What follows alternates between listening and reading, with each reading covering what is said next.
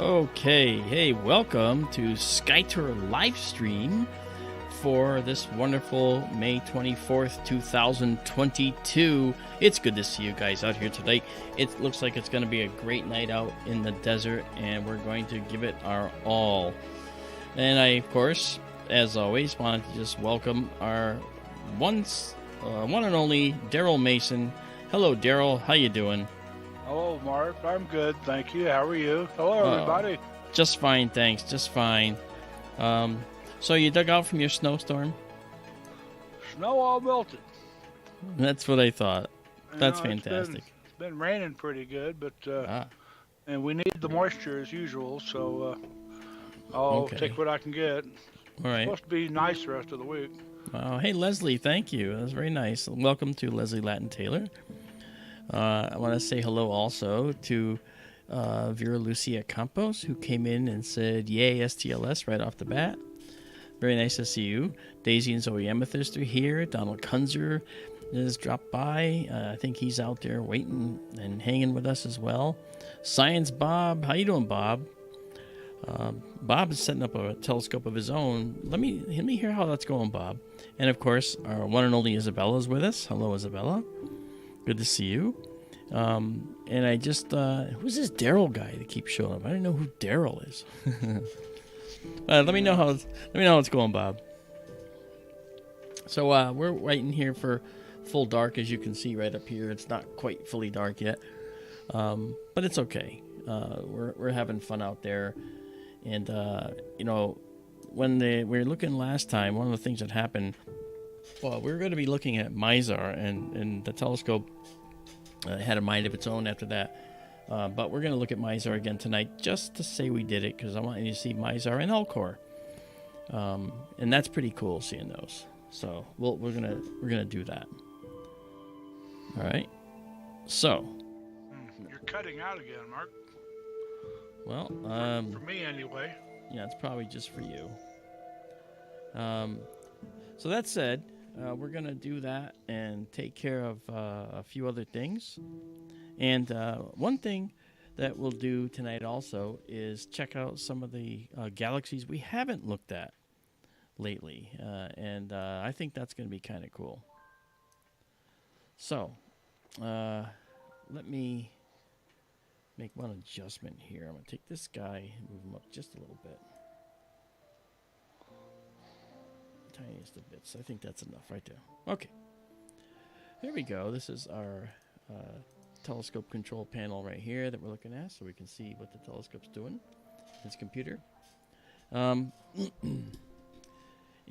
meanwhile, for those that you've been here before, I'm sure that you'd recognize that up there. That's the telescope control section. This here is the telescope itself out in the building. And over on the other side, this is the camera control that controls the camera, and this is our main camera screen, right? And down here we have additional connectivity. For instance, I'm going to connect our focuser right now. And let's do that. All right. All right, so our focuser is now connected. And as soon as it's dark enough, we're, of course, going to capture a beautiful star, and we're going to a set of stars and then focus on them. Give us critical focus, and that should be the best way to go from here. Right now, the sensor, right here, you notice the sensor, okay, let's just say right here, the sensor is at minus 6.8 Celsius. It's going to go down to negative 10 Celsius. And that's pretty good in a building that's about 90 degrees. So our sensor is going to be ultra cooled so that we have lowest noise possible. All right.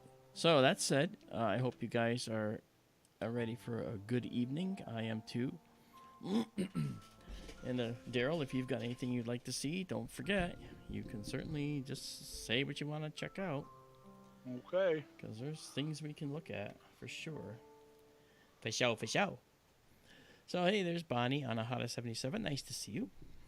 All right.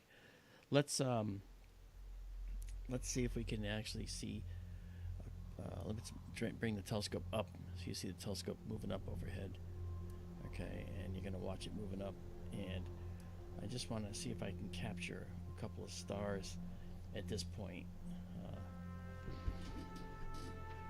I'm going to move over a little more here because I want to make sure that, oops, my whole building just shook. No. Okay, there we go. All right, so this is okay. There we go. Okay. All right, what I'm going to do now, okay, is I'm going to try to take us to a little longer exposure. Let's try 200 milliseconds rather, and see if that's too bright for us right now. Okay, good. It's not. And we're also at a gain of 0 right now, which is basically that means we're not adding any sensitivity to our camera, but I'll add some now. Let's go up to like maybe 100 and see what that shows us. Let's do our enhanced view, and we can see a few stars popping out already. That's good. This means that we'll be able to focus soon. I have to let it get a little darker, but then we'll be all set. You notice the exposure time is 200 milliseconds, okay? So you can see this is updating faster, almost continuously. When we normally go to 1 second, which I'll do right now, that's when it takes 1 second in between exposures. It might get a little bright.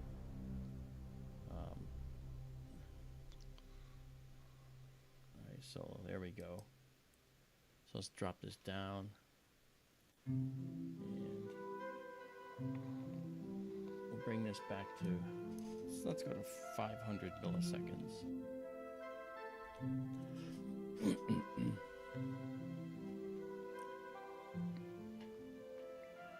Okay, now let's try something here. Alright.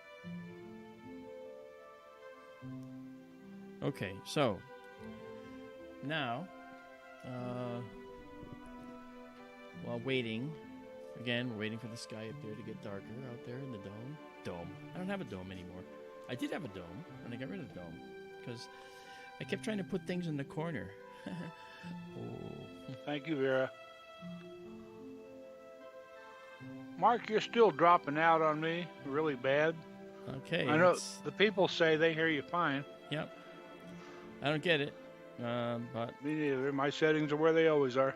Well, let me try doing this. I don't know if this is going to make any difference. Does this help you at all? I hear you right now. You hear me just fine right now, or no? Right now, yeah. Okay. Well, let's try to see if it continues that way.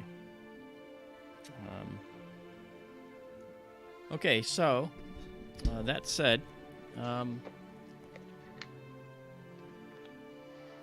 going to try and, let's see, we've got 500 millisecond exposure time, and I'm going to bring us up to a little bit higher in our gain, just to see if we can pull out some detail, some stars. We'll see some stars here. Let's move this over. Okay, we got a couple stars there. There's one there, one there, one there. And you'll see more showing up out of nowhere. This is going to be too bright. It's not so. Okay, good.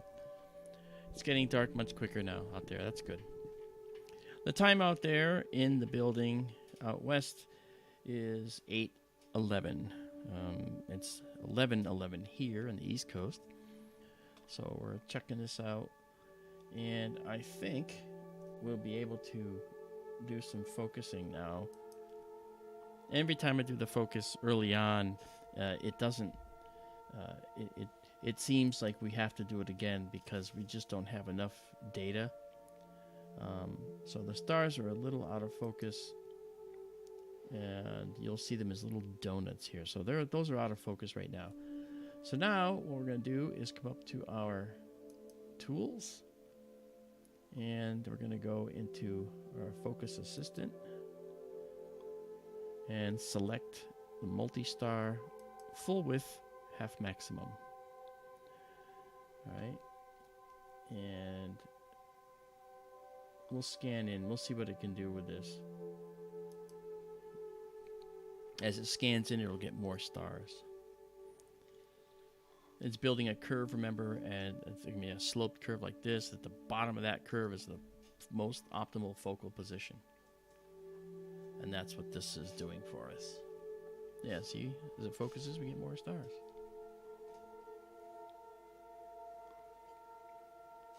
I sound okay to you, Daryl? So far. Okay. I think it was just a balance of the settings here. So I think we're good. All right. I'll let you know. I expect you will. Yeah.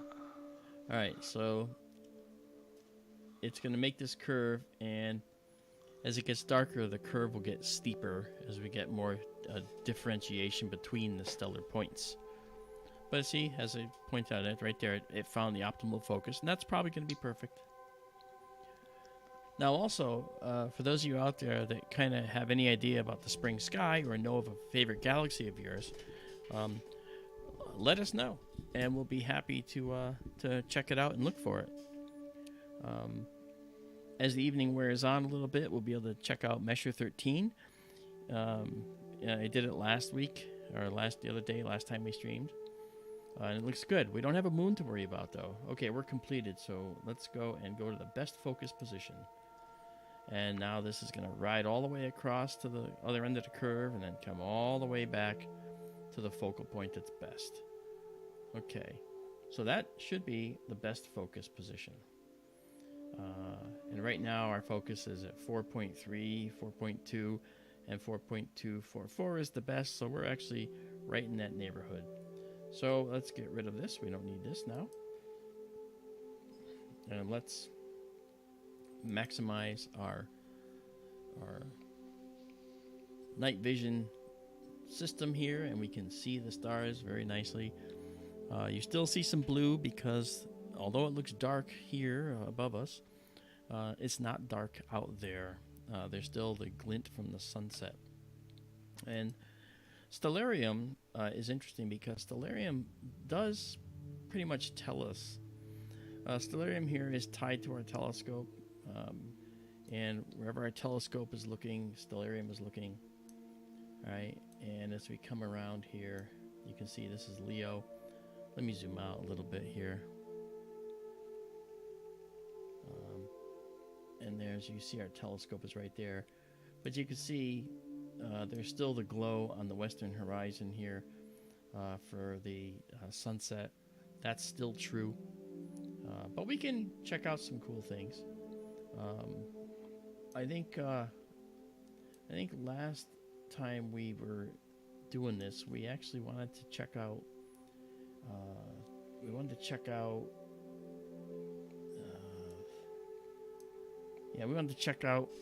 Mizar, the double star in Ursa Major, which is right there. Where is it? Right here. Okay, and we wanted to check that out. So we're gonna go check that out now because we can do that while it's still light out, a little bit light out. So our telescope's gonna lean way back and head there right now. So let's go back to this. We're right here. That's Mizar. That's where we're going. And now we'll tell the telescope to go there. And these are going to streak now, I think. There we go. Okay. Now we're going to do this high precision slewing, which is just positioning. And it may just bring Mizar itself in, or it might, well, I think it's just bringing in Mizar itself. There we go. And then it'll center it up for us.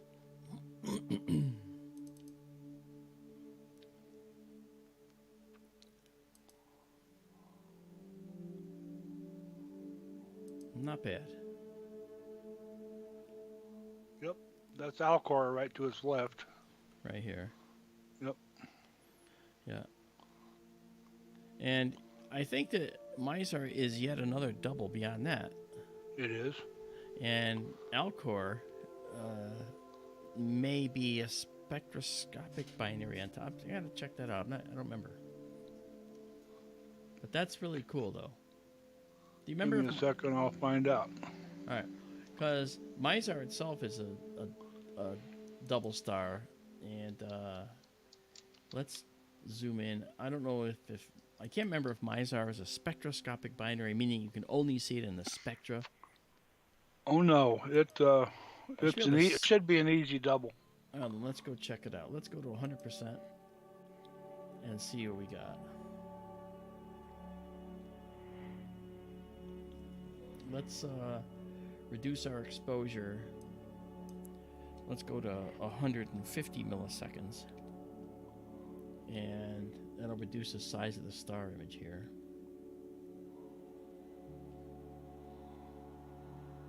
Let's also reduce our gain back down to 0. There we go. Now you can see the two. Look at that. You see that, guys? There's Mizar and its companion, and then this is Alcor over here. Mizar is itself a quadruple system, and Alcor is a binary. That's what I thought. I didn't know about. I didn't remember that Mizar had. It's a quadruple system, so it has one optical component, but then two spectroscopic components? I assume so, yes. Okay. Optical meaning we can see them right there, and we do. Let me, we can even do better than this. Let me, I'm going to zoom into 200% now. Mizar and Alcor are a true binary also. Okay. A true double. Yeah. Yeah, Mizar and Alcor are themselves orbiting each other, correct? They share the same proper motion in space. I know that.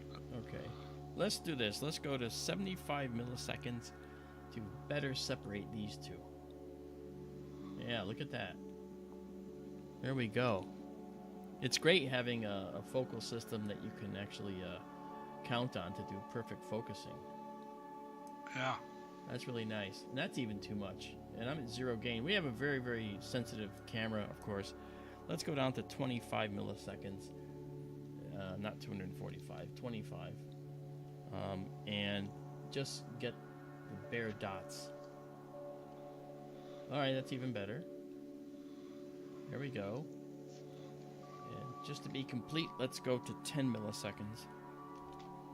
And they should be really faint. There you go. And this is live astronomy. We're doing this live.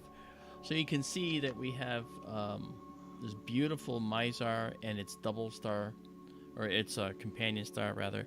And then we have Alcor over here. Alcor is also a double, but I believe it's a spectroscopic binary, meaning, you can only see it by looking at the spectrum of the star and seeing that it's a combination of more than one star. In other words, the spectrum is contaminated by another star's spectrum that we cannot see. Yeah. Look at that. That's pretty. Color differences are interesting. Mizar's secondary there is a notably different color than Mizar itself. I wonder if that's because of my exposure or because of the spectral type. What's the spectral class of this star that's secondary? Is it a B-type star? I don't know. Give me a second. Okay. Because if it's a B-type star, then that could explain why it looks blue.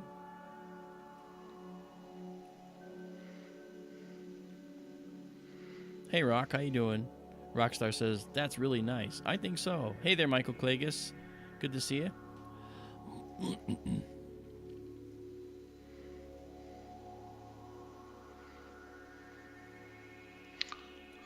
Mizar A and B are both binaries.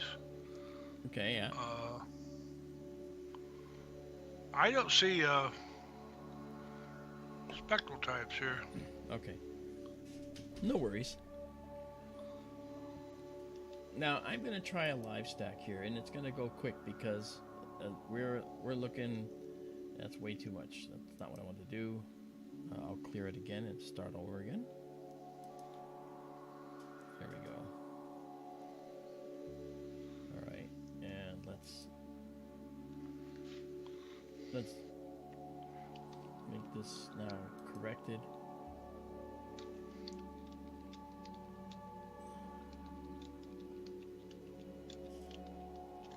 That's really pretty.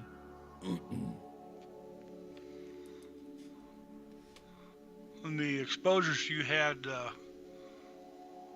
few minutes ago, I thought both Alcor and Mizar B were noticeably bluer than Mizar is. Yeah, it looked that way. Doesn't look the same now. Well, I'm live stacking, so it's all adding up, and it's going to saturate and go to white.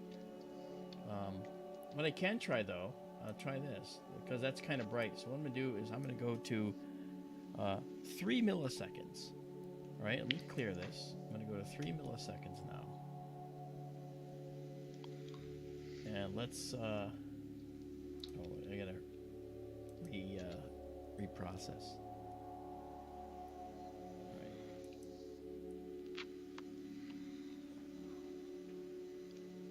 That's a little better. By making a shorter exposure, it looks a little better. That's cool. See that? That's Mizar and Alcor right here, and then Mizar's companion star right there. And you can see the colors now, Daryl, because I reduced the exposure to prevent the saturation. I see that. All right, and now what you do typically is you bring down the noise just to kind of help set them apart from the background there. So now when I do this, you'll see it even better. Look at that. Mizar was the first telescopic binary discovered.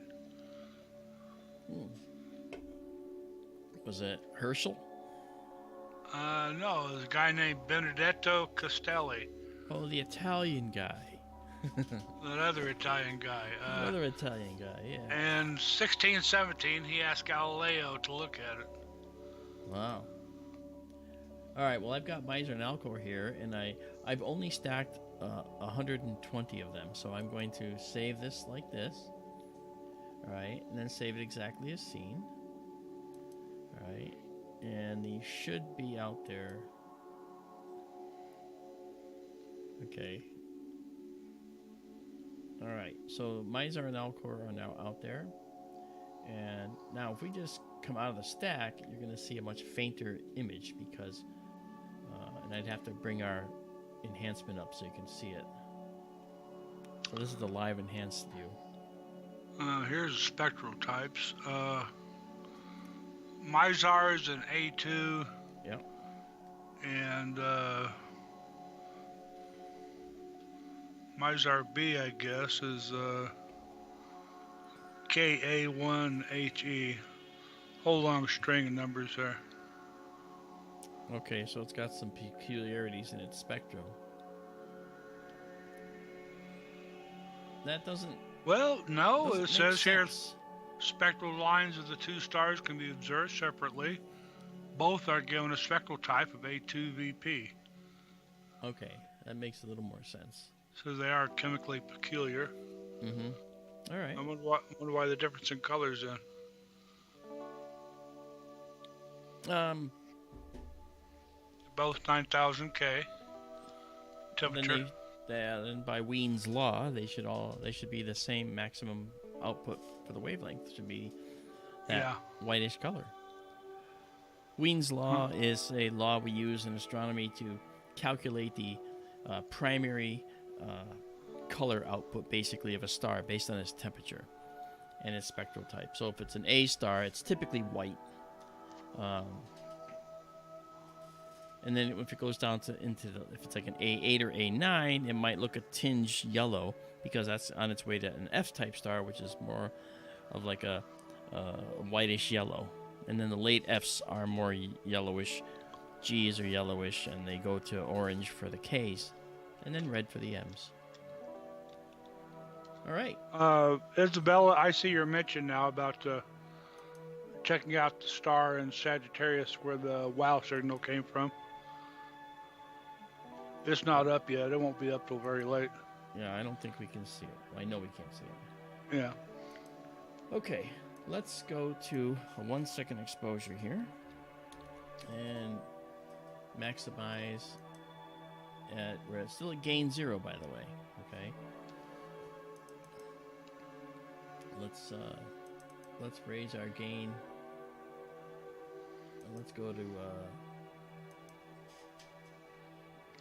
we'll do a 250 and let's see if we can get a, there we go. That's what I want. I talked about these either our last stream or I don't think it was on the show, was it? Mizar and Alcor were considered a good naked eye test of your visual acuity. It used to be back in the day, if you could look at Mizar and saw Alcor next to it naked eye, you were said to have pretty good vision. Wow. I used to be able to see it. I can't anymore. I don't see Alcor anymore. Sometimes I think I almost see it. Yeah, I think in addition it depends on your clarity of your sky and the light pollution as well. Oh yeah. Okay.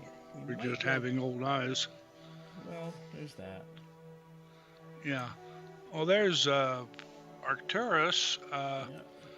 Can can I go ahead and talk about that meteor shower at this point? Yeah, because we're gonna be we're gonna try and figure out a way to stream that. Yeah. Can you move Stellarium so we can see the handle of the Big Dipper and Arcturus in the same field?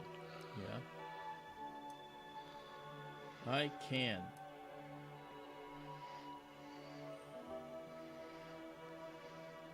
But that's not how. I have to let me zoom out a little more. I'll zoom out. Okay. Let's get rid of things first. There we go. Okay. Here's this major. Yeah, there's the Big Dipper. It's upside down. There's the ladle. And here's the handle. And right there. Then Arcturus. Looks like it's out of the field now. Oh no, it isn't. It's over on the right. Yeah. And it looks like they have the Tau Herculids listed also. That's interesting. Right yeah. Assuming that's the Tau Herculids. Yeah. But that's not corresponding to what I've read, where the radiant point is going to be. Anyway, as was mentioned a minute ago, there is a possibility of a spectacular meteor shower next week. Meteor storm, in fact. Meteor storm. Monday night into Tuesday morning. Yep. It's May the 30th and the 31st.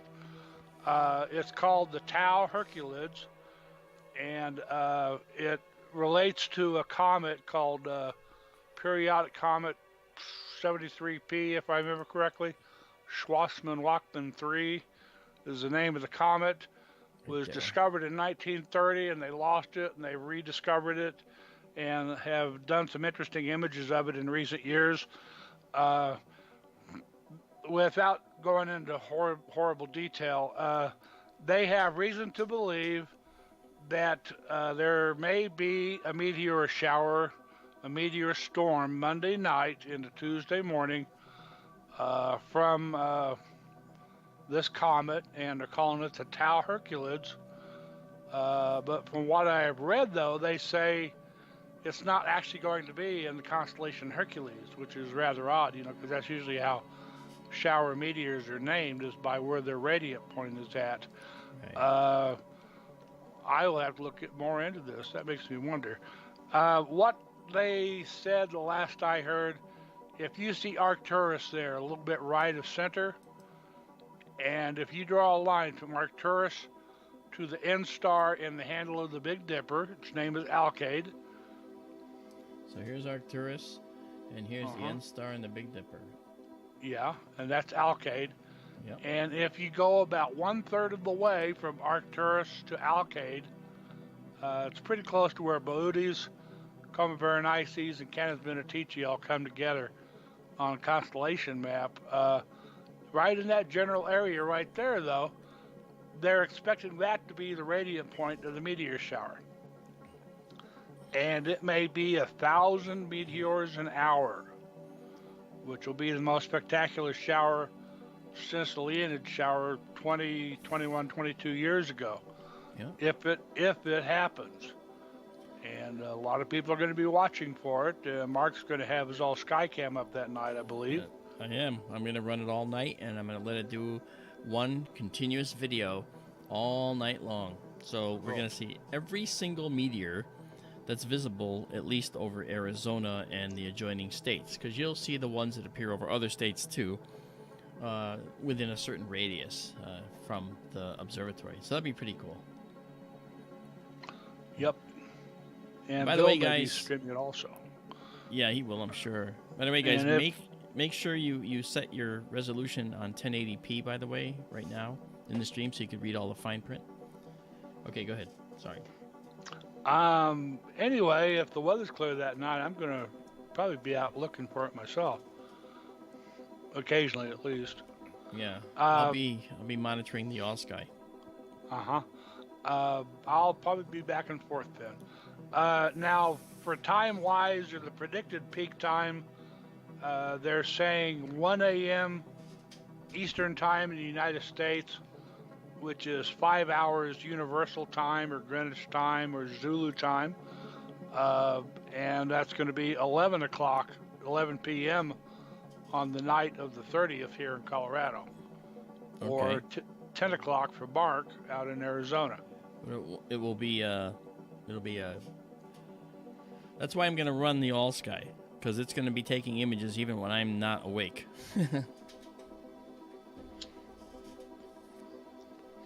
So it may be something really super cool to see.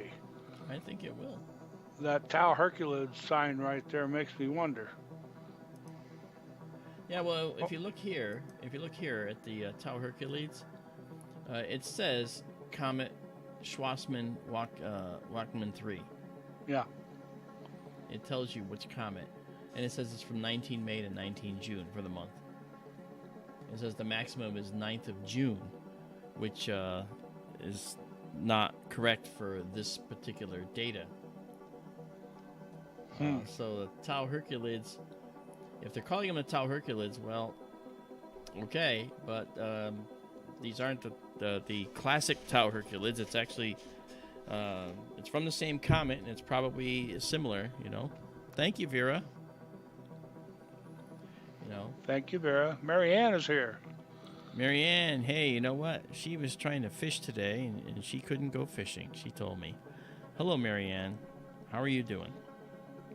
Everybody knows there aren't any fish in Arizona. You gotta have water to have fish. Oh, well, they're at a lake with her boat, and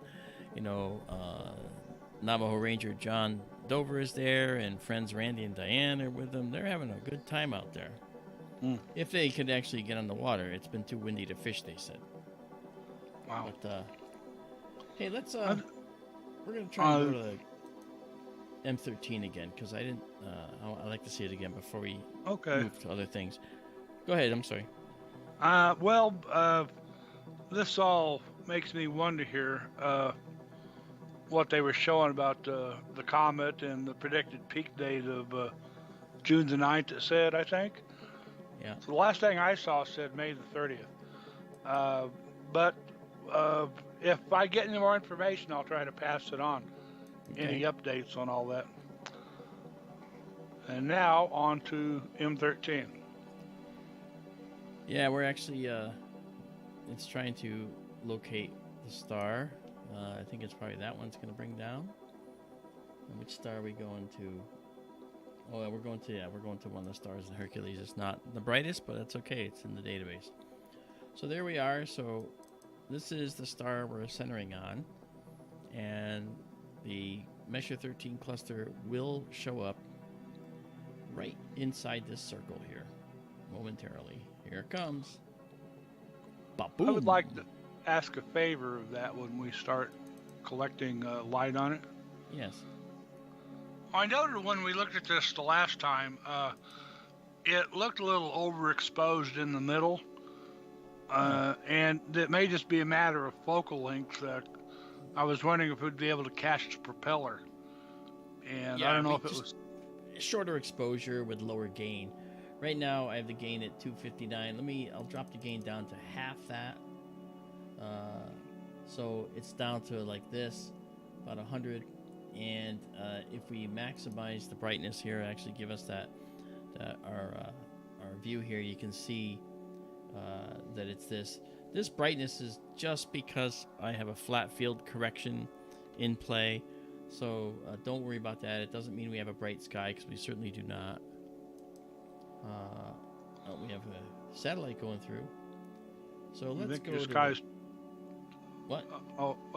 Totally dark yet there? No. So that's okay. part of That's the an problem. issue. All right. Yeah. But even now, you can see the propeller. There it is. Hey, there you go. And this is just live without having to take a photograph. So I zoomed into 100% to show that. We can actually go even closer. I should say we can zoom in more, and you can see this propeller.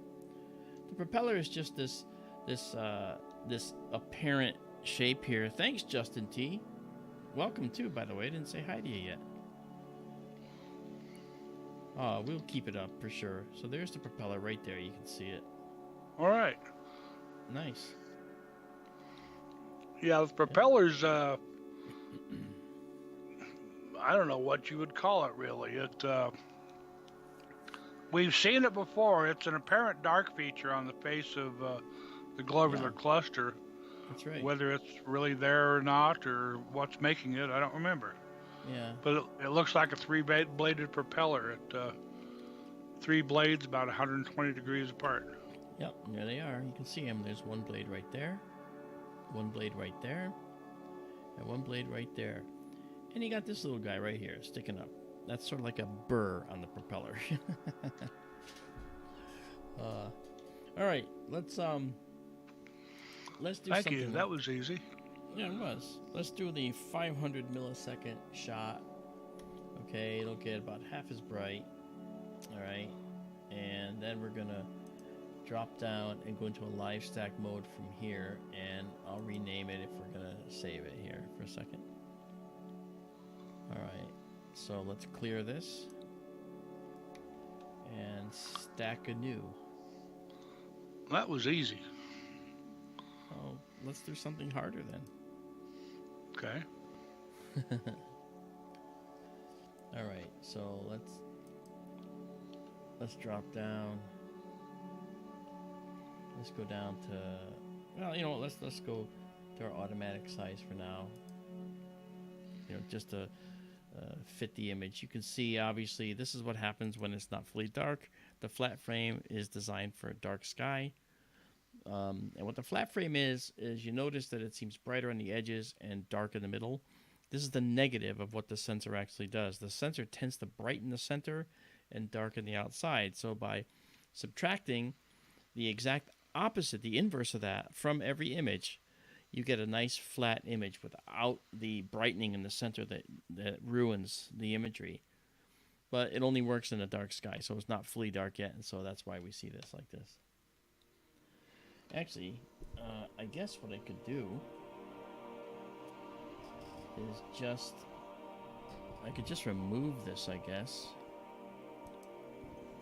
for now, for purposes of doing this. So I can say, I can select none for now, and then bring it back. So when I select none, you'll see that all change. Okay, and I gotta clear it first. Okay. Yeah, see? Now you see how it's sort of like bright in the center? And you also see this sort of reddish haze. Well, that reddish haze happens to be the sunset light that's infecting the image. However faint, it's there until the sun fully sets. But hey, you know, this is fun. Looks like the telescope is really pointing really close to the edge of the roof. Yeah, it's actually it's clear. You know, if you got down low, you'd actually see it's pretty clear. You know. Yeah. Hey, Osprey Flyer, how are you? D Smith, hi, and DPFX 9999, what's up? Good to see you. Yeah, let's zoom in a little more here. Let's go to 75%. Okay, and drag it over. All right. Now, again, it's sort of the wrong, settings and the color, and we're actually just doing literally a half a second shot. Yeah. Of this. So, this is really out of touch with what you really would want to do. If we want to actually create a good shot, we would do it a lot longer. And I'm going to go back to my flat here. I just wanted to show you what it does without it, and so then we'll clear it again, and then the next photo will be with the flat. Now, see, it's a little bit more standardized. It's going to change as time moves on, and as it gets darker, it's going to look a lot better. All right, so we do this and we do that. This will be the change there. And like I said, we're not even remotely doing a long exposure. This is a half-second exposure, which is pretty impressive for a telescope to do a half-second on a globular cluster and get it all. So what I'll do is I'm going to go up and change this to and our gain is all the way down. I don't even have a gain. Well, it's 100. So I'm going to change our exposure to 3/4 of a second, which is 750 milliseconds. Right, and it's going to get very bright. So I'm going to clear this and let that come in, and then process that. M13 is generally regarded as the finest globular cluster in the northern sky. Yeah. Hundreds of thousands of stars all collected into a globular ball shape. Yeah. And the thing is, no one really understands yet how globular clusters form. We don't really understand how they formed. But they formed very, very early on in the universe because they're among the oldest stars, right? And these stars were formed before there were any heavier elements formed in the other stars. So when we look at these stars, we're seeing stars that have basically only, to a limited extent, hydrogen mostly and helium in their atmospheres and cores. They don't have any other elements than that. Now they're synthesizing additional elements, maybe some carbon, okay, and maybe a couple more, generally from the straight fusion processes. But these stars are also doing another process called the slow process. It's actually a neutron capture process. Basically, that means that a hydrogen or a helium atom can actually become a carbon atom, because the extra neutron that ends up in the nucleus gets converted to a proton through what's called beta decay. All right, and beta decay minus negative beta decay actually produces a proton from a neutron, but it takes a long time for that to happen. So that's how stars like the sun can actually synthesize elements above iron and beyond iron in limited quantities, and that's just because of this beta decay process. But in general, only heavy stars can make up to iron in their nuclei, in the nucleus of the atom, or in their cores rather.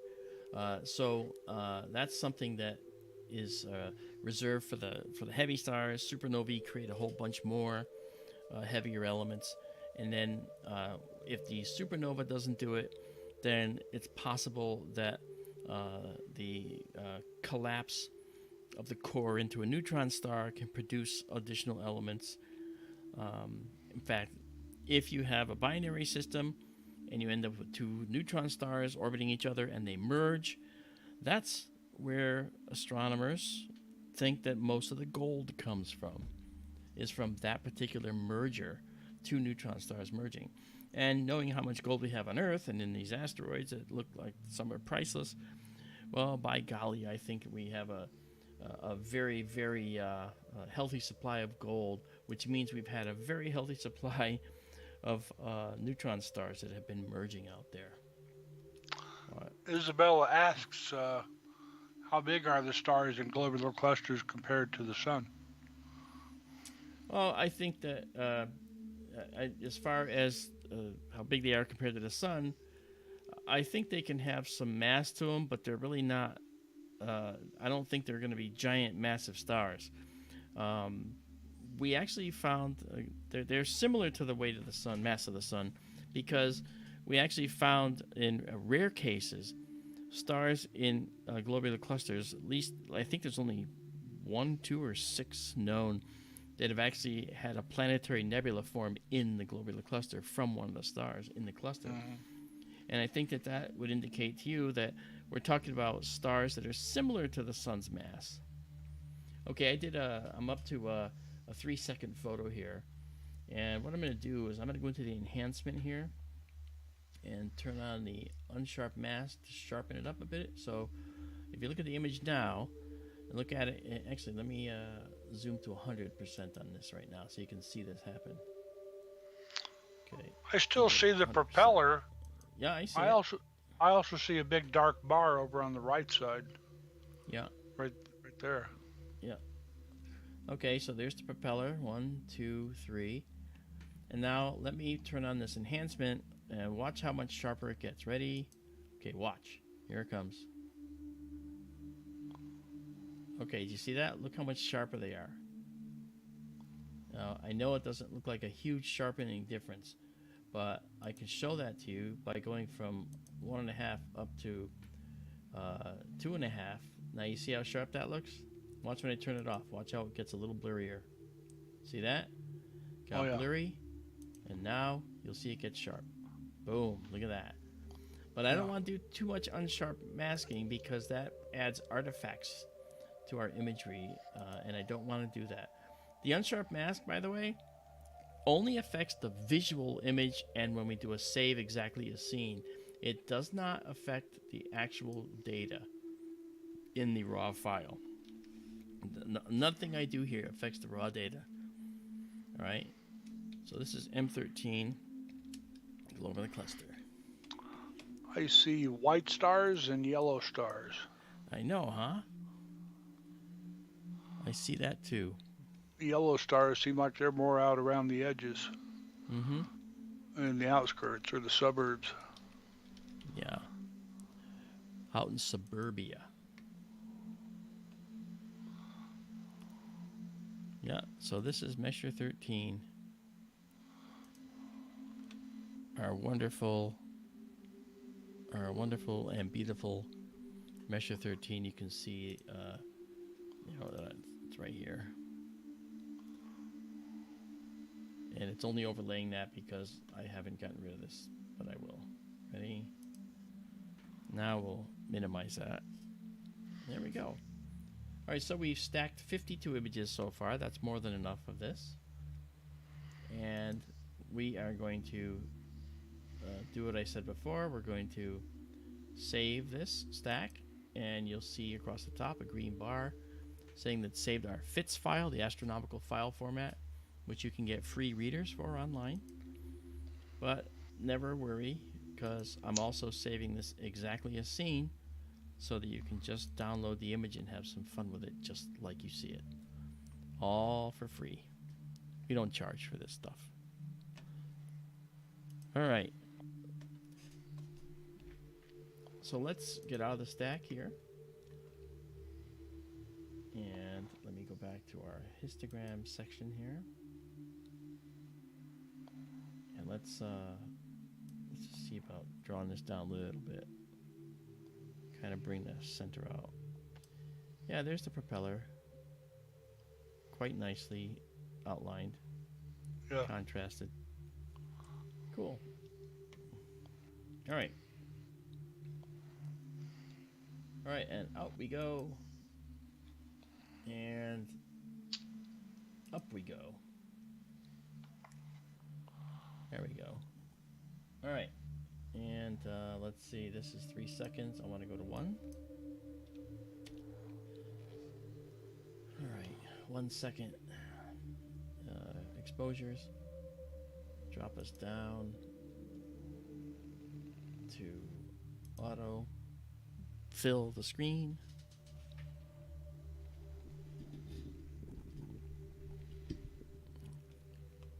Yeah, DPFX. We're using a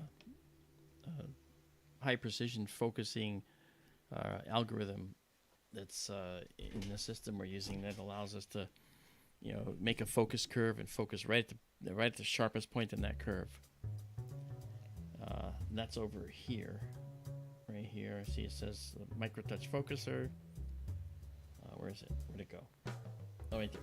And we're also doing temperature compensation as well. The temperature compensation is important because as the temperature changes, the focus changes. And this takes into account the changes in focus as the whole telescope contracts as it gets cooler. Very important when your building is at 90 degrees or 100 degrees, like it can be out there. And as the night wears on, it can drop down to 70 degrees. That's a massive difference for a telescope optics. All right. Let's go see what we're going to do next. All right. We're at Messier 13.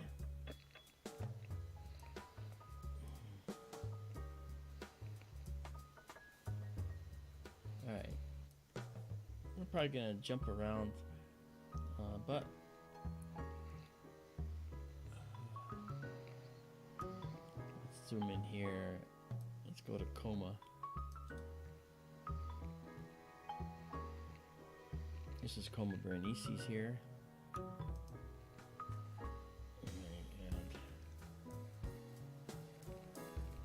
it's an active galaxy. These are NGC objects. NGC stands for New General Catalog. It's been around for quite a number of years, actually.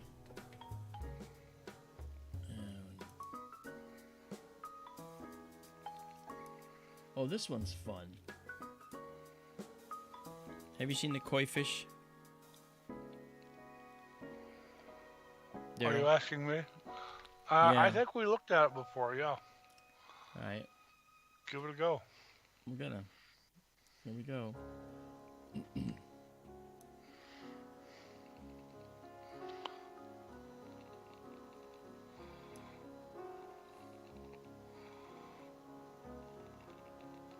Alright, let's see which star we're gonna bring in here. The whale is almost at the zenith. I bet you that'll look pretty too. We'll be looking through the minimal amount of air. Okay, so this star is coming into the center. Alright, and I can't tell which star it is, but that's okay. It's only going to be there for a second. Alright. Okay.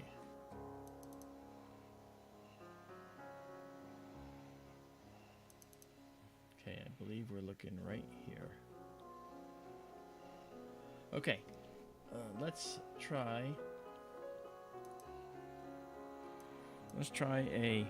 see how bad it is if I do a 25 second shot at this point. I think that it's getting dark enough, but we'll find out. And then we'll get rid of this, get rid of our image intensified view here and go into our stack, clear it, and wait for the first image up for bids on the dark sky is right. So tell me, guys, how are you all doing out there? Hey there, Uber Crew, how are you? Izabela, thank you for putting up the link. That's very kind. Okay, there's the koi fish. There's the Starlink. I'm going to clear that. because I want to try and, well, it'll go away.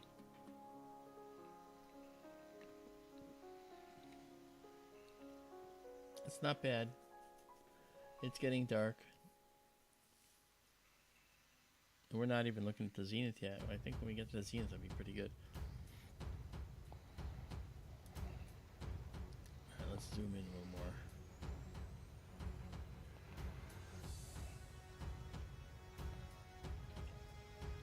Well, that's looking interesting, Daryl. Looks cool. Mm-hmm. I'm liking it. Liking it a lot. Is there supposed to be more than one fish? Oh, I don't know. I don't know the answer to that.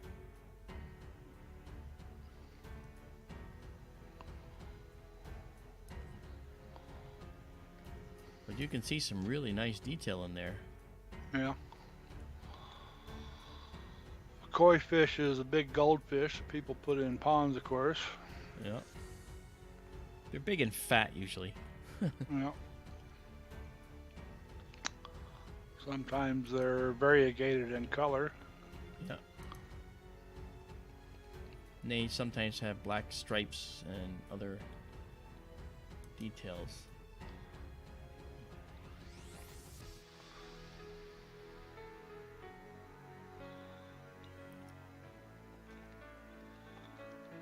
That's nice. We're seeing some detail down here, which is kind of cool.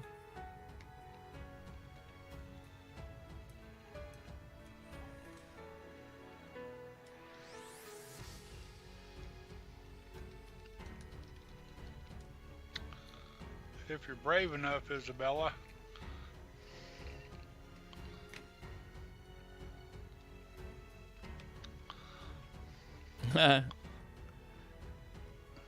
You'd get a lot of people mad at you, Izabela, if you ate a koi fish. They think of them as pets. Yeah.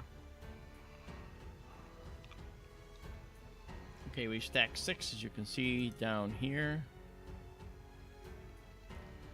Oops, I dragged my image. I am sorry. Let's bring that back, shall we?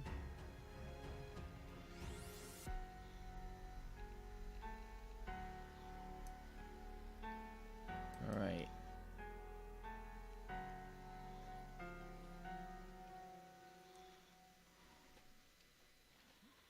Very nice.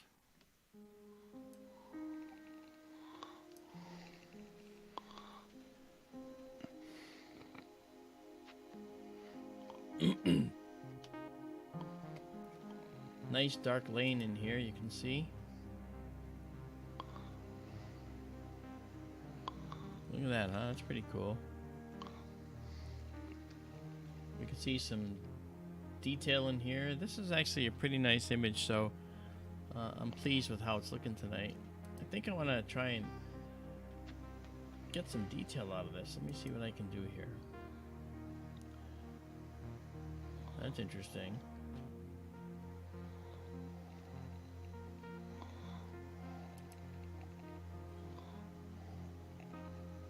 All right.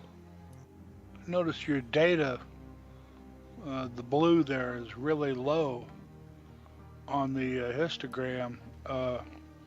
Is that because of where you have the gain set?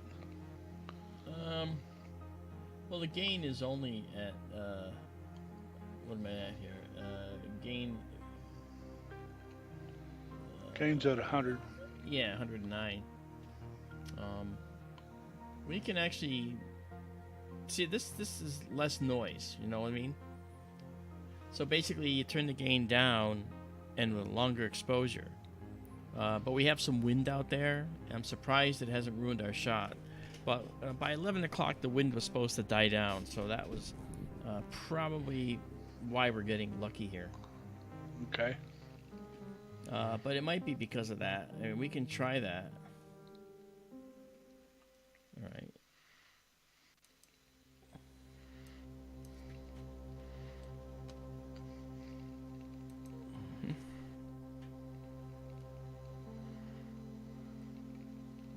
Okay, let's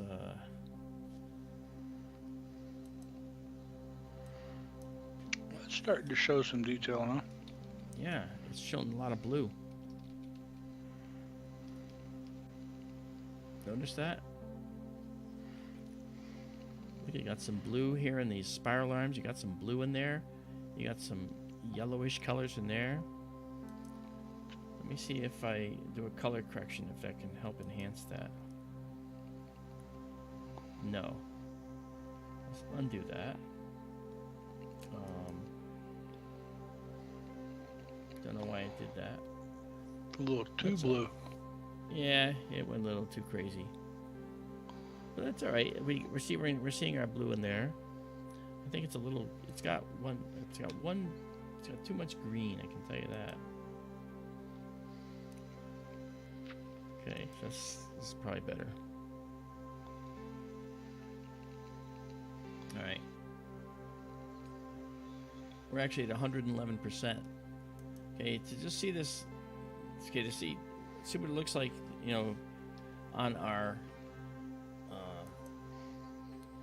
sensor. This is how big it is in the sensor. Tiny. So you can see we can zoom in quite a ways and get some really good results.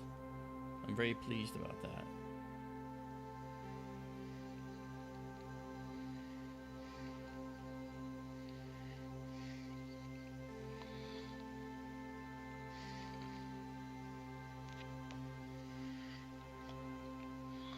Mark, could you excuse me for a moment, please?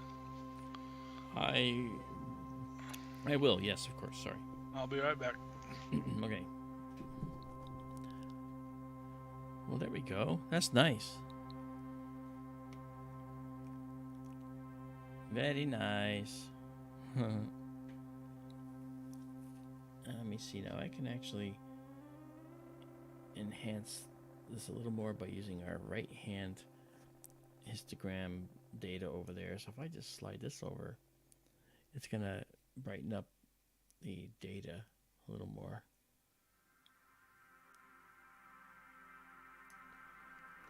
Look at that galaxy.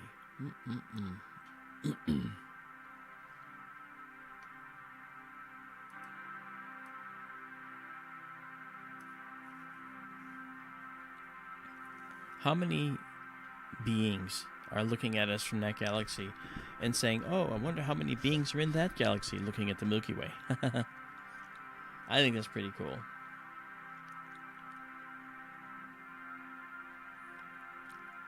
Wow. I have to tell you, too, you think, well, that's so far away, and those of you that heard the little poem I wrote, billions of beings, millions of years away. Well, that's how long at conventional speeds it would take to get to any of these places. However, one of the really cool factors is that if there's a certain methodology for spacecraft from another civilization to propel themselves, that methodology will probably be something called Randall-Sundrum 1. It's actually a variation of string theory. And in this particular theory, among others, and this is not the only one that has this, they describe the universe as a membrane, and we have an X, Y, and Z all moving through time. So that's our membrane. Okay? That's our universe. But next to our universe, next to our membrane, is an in-between space, and then another membrane farther out here that's called the Planck membrane. And this interstitial space, the space between the Planck membrane and our own, has a name which is very descriptive. It's called the bulk, B-U-L-K. Now, the thing about the bulk is there are certain particles that, if they're real, they get generated, say, by the LHC, the Large Hadron Collider at CERN. They will draw themselves into the bulk because that's where their home is. That's where they're drawn to. That's where they come from. And the particles that we're talking about are things called KK gravitons. And the KK graviton is something that's really a strong possibility for generating the ability to travel interstellar. And that's something that That's something I think that we're missing. We want to be able to know how to do that, right? So, what happens is if there's a if there's a ship generating these KK gravitons, which are actually formerly called Kaluza-Klein gravitons, then they're very, very powerful gravitons, on the order of 10 to the 16th times the power of our gravitational gravitons from our membrane that we're on. So what that means is there's these other particles that can be generated that are very much higher gravity, and what they actually do is they create micro black holes. Now, these micro black holes, imagine you have the technology to generate these KK gravitons, and you actually pump out these micro black holes, which evaporate very quickly. All right, but you pump them out and you sheet your ship in them. You cover your ship in them. Then what they do is they absorb the gravitons that our planet produces. And if they do that, guess what? You have negated gravity on this ship. So when people say that like a UFO seems to hover, well, that's how it can do it. And this is actually physics. It's not fantasy. The only part of the fantasy is that we can't generate, or actually we can't see gravitons yet, but we see gravity waves. So obviously, if there is a connection, if there's something related to Kaluza-Klein gravitons, these KK gravitons, that we can see at the Large Hadron Collider, then we'll be on the road to finding a technology that can get us to that galaxy right there in a fairly short amount of time. Now, as an example, the way it works is that bulk space, once you leave our four dimensions, X, Y, and Z moving through time, once you leave that and your ship starts to slip into the bulk, what you can do by, again, you generate these Kaluza-Klein gravitons, sheet your ship in them, and the entire assemblage, the whole ship, and you inside of it, gets dragged into the bulk. And what you do is you basically oscillate that. You go back and forth, back and forth. And that back and forth motion can actually account for a lot of the visual sighting phenomena that people see when they see UFOs. Shimmering, changing color, fading from view, all those things. And I, as an astronomer, I can tell you other reasons why that happens too, and maybe that's what's happening. However, if you can get a Kaluza-Klein graviton sheeted ship to actually get into the bulk like that, then what happens in the bulk is that time slows way down and distances get shorter. Okay? It gets shorter. And if it gets shorter, it means that the distance to that galaxy is a lot shorter. The distance to Alpha Centauri is a hop, skip, and a jump, maybe the equivalent of a 25-mile drive. Okay? So, or shorter. So, it depends how far you go into the bulk. If you go really far into the bulk, well then, you really have to pump out a lot of these gravitons to protect your ship in there. Otherwise, your ship can be ripped apart. So there's some physical considerations. But this is literally the first realistic methodology by which a UFO, if you will, could be here from there. So I think that it's a very realistic possibility. And now that I've said all that, I'm going to pause this and save our koi fish galaxy, and you'll see it across the top. There it is. Just starting to look good. It is. I've got 33 stacked, so I will save exactly as seen. Quite a bit of detail there now. I know. Let's see if I can do a little process here. Let me do this. That's the best I've ever seen the koi fish.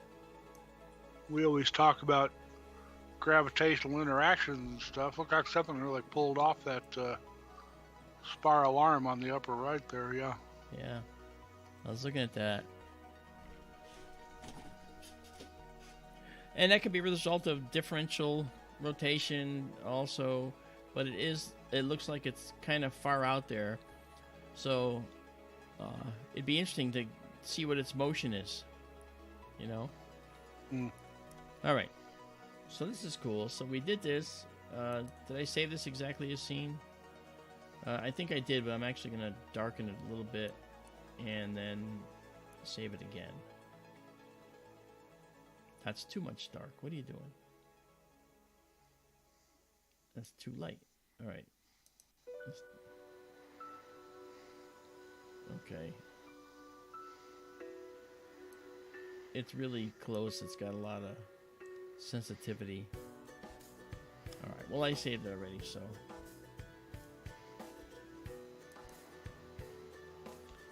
Okay. Koi fish. And now, the galaxy that's directly overhead is the whale. And for that, we're going to go to 250 or so in our gain. All right, 259. And do our enhanced view so we can see what's going on. And drop this down to our auto mode where we actually fill the screen with our entire frame and then go to 1 second exposures for movement purposes. Okay, telescopes reset, ready to go. So now we go back to here. And I'm going to actually drop us a little south manually so I get back this, right? And now let's go look at the whale, which is right up there. Right next to the whale is the crowbar, yeah. Yeah. So I'm looking forward to seeing what these look like at the zenith. These are going to be as good as they can get, probably. All right, here we go. We're slewing with high precision.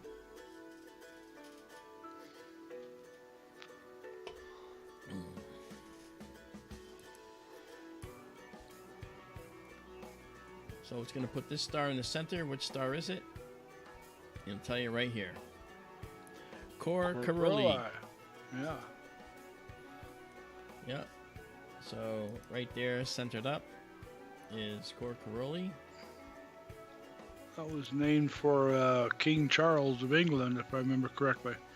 Really? Yep. I forget who the astronomer was.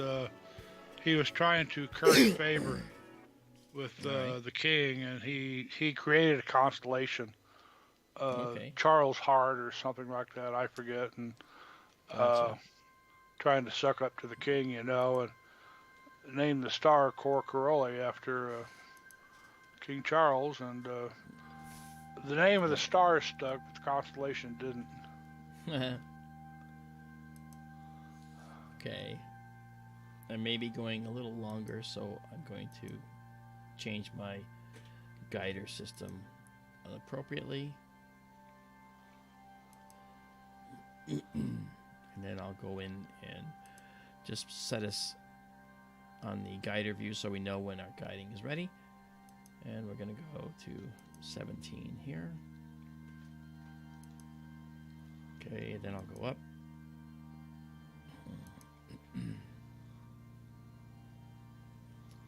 Okay, let me just make sure I did that right, because I didn't confirm. You know what they say, measure twice, cut once. Yep, 17 it is. Okay. Alright. And then we go up to the status and hit enter on the status. And we'll probably see that we're already guiding, I would think. Yeah, we are. So what I'm going to do now is I'm going to move us over a little bit. Alright, so we're going to move a little to the east. Whoops, that was wrong. I should have... Yep, I know. I forgot to slow down our rate from the maximum. Luckily, I didn't go too far. Actually, I did a good thing. That was putting us right about where I want to be. Alright, so we'll center these up now. And go slightly to the west.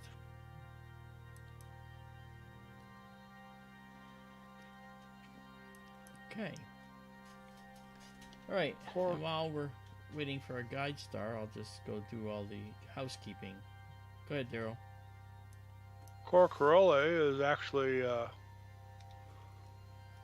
Alpha Canum Venaticorum. Okay. It's the alpha star in Canis Venatici. Yep. All I right, got to thinking about that. Awesome. Yep, means Charles Hart. Okay. I'm waiting for us to have our guide star.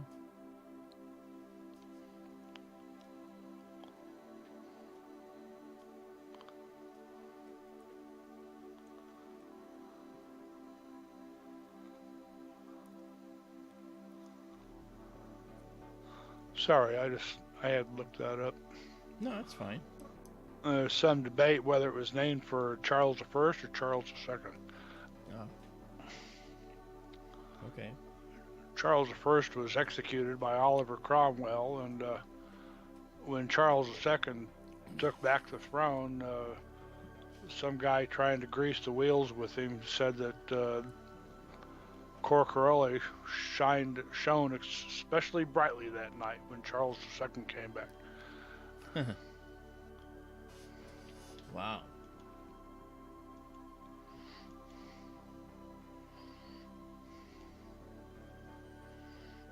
Okay. All right, let's just do this here.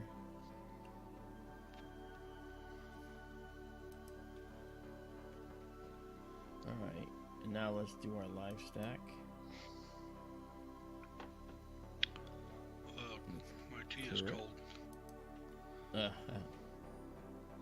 I'll be right back again, just a second. Okay, no worries.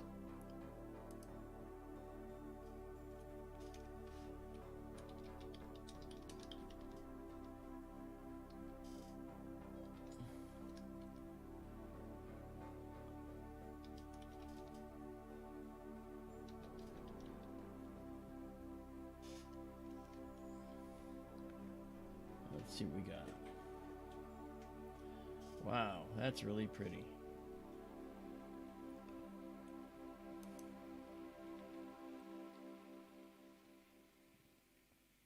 Let's do a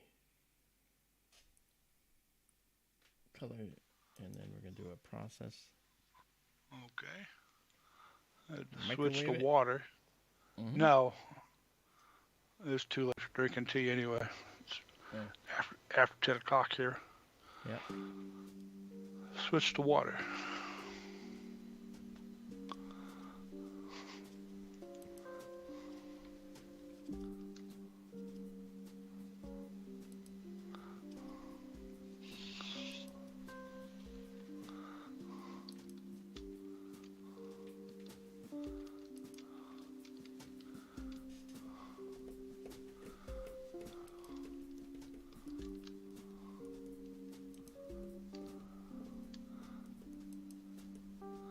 Vera, I suspect there are names for people like that everywhere. I can think of a few just off the top of my head. Like what? Like the guy sucking up to King Charles II. Oh. Suck yeah, you up see him for one. everywhere in business.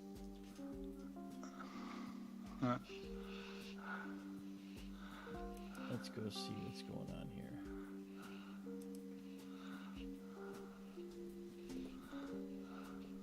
Wow, look at that.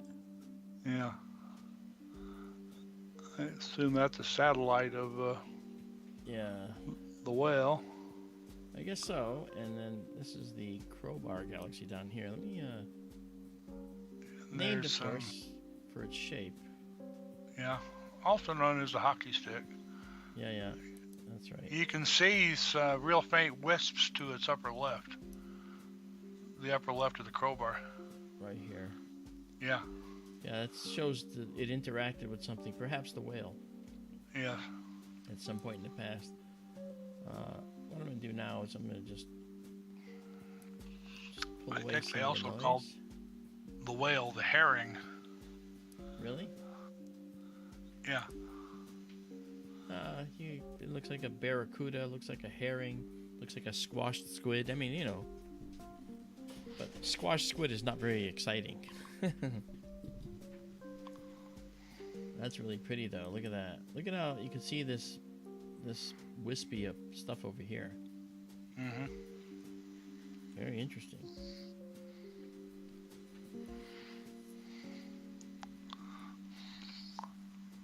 It's really showing up nicely here. Yeah. Let's see if we can bring it out more.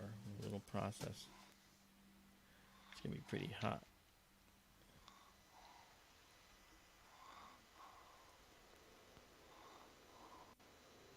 Yeah, no. Izabela says we seem to be on a fish theme tonight. Oh.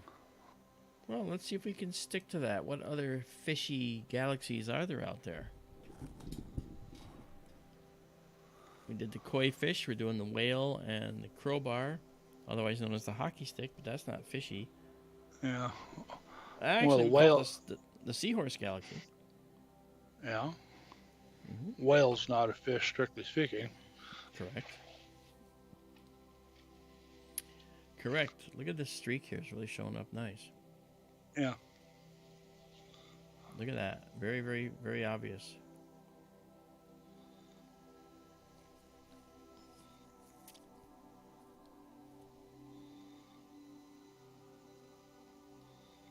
Very nice. Okay, this is 8 frames. Notice in the center of the whale, you've got this yellowy, orangey area. This might be the older stars in the nucleus of this galaxy. And then here, around the outside, are the younger stars in the spiral arms. Look at that. You can see the curvature of these arms. You can see the dark dust in there.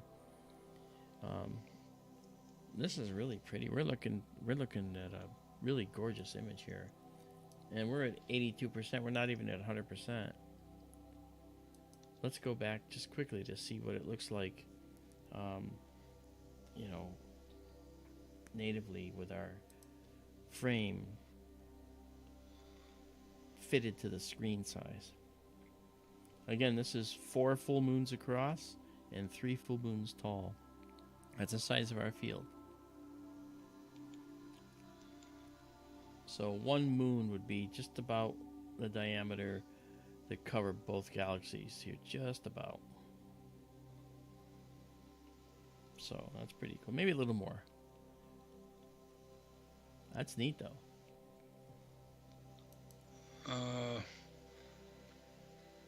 Has a central starburst, that region you were looking at. Yeah, right here. Yeah. That's the orange that we're seeing, Starburst Galaxy Central Core. A lot of OB associations out here. Check that out. Look at those.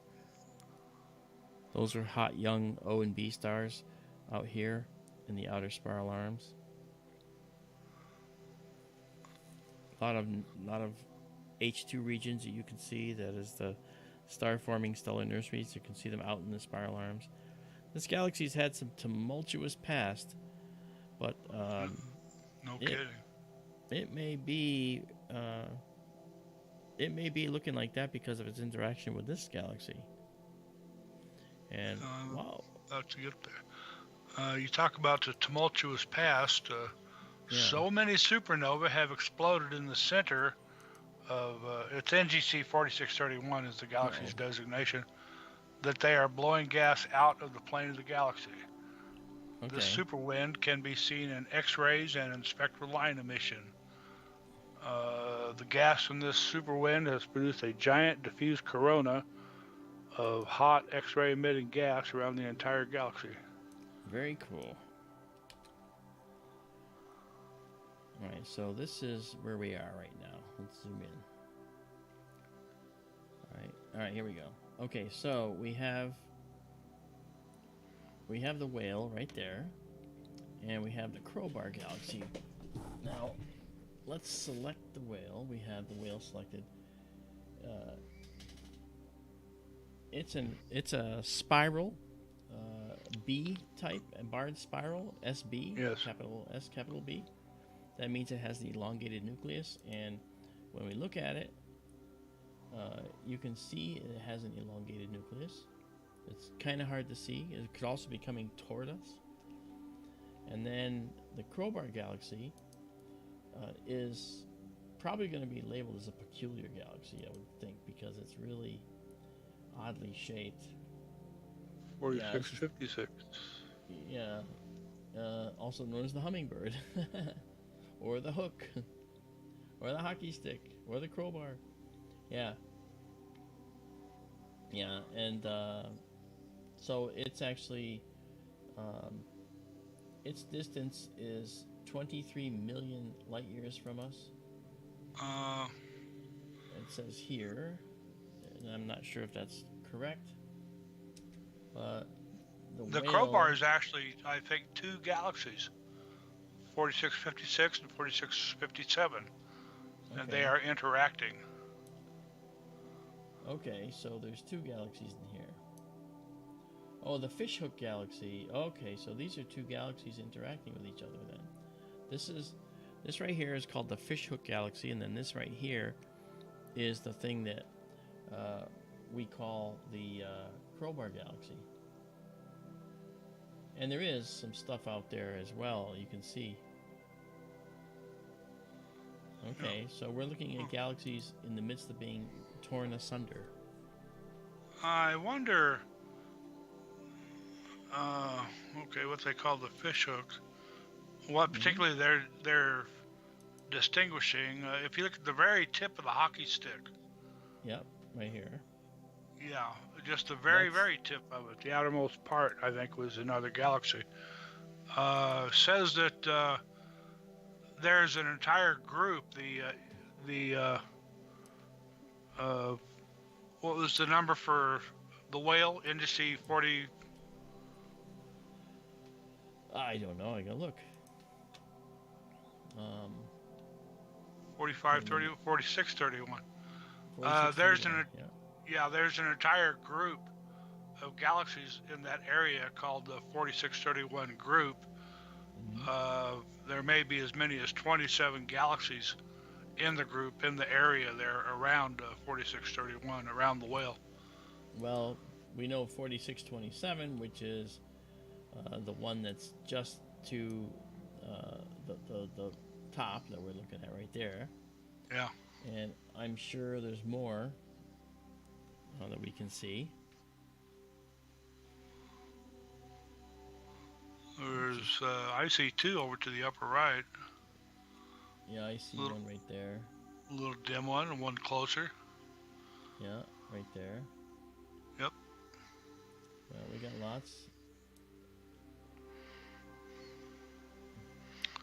And so we got two there at the Crowbar. Right there. Can you zoom in on the Crowbar a little more? Yeah. It's looking nice. It is. Okay. So this is the Fishhook Galaxy. This is a separate galaxy. And this is the Crowbar Galaxy. We're only seeing it projected on the sky. We don't see it in 3 dimensions, so we don't really know what's going on unless we do a study of the velocities of the stars and the gas.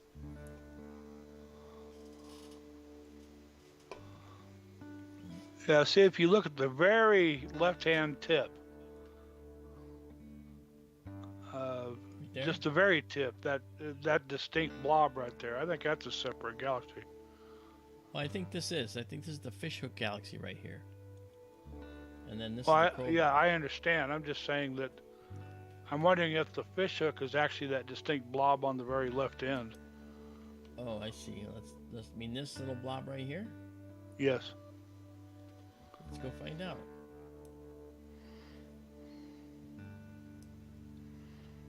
It may.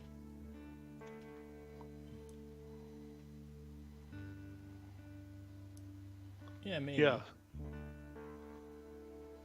And they're interacting with each other, which indicates that that explains where all this stuff has gone. Yeah. For sure. And then that thing we saw spreading out to the upper left in your image, to the upper right in the stellarium there, that's all what got thrown off by the Fishhook interacting with the Crowbar, I guess. That's right. That's neat. That's really cool. All right. Well, we did 22 of these. So let's pause this. This is a really, really good shot. We're going to pause these, save these, and I got the Fishhook and Crowbar Galaxies. I spelled Crowbar wrong.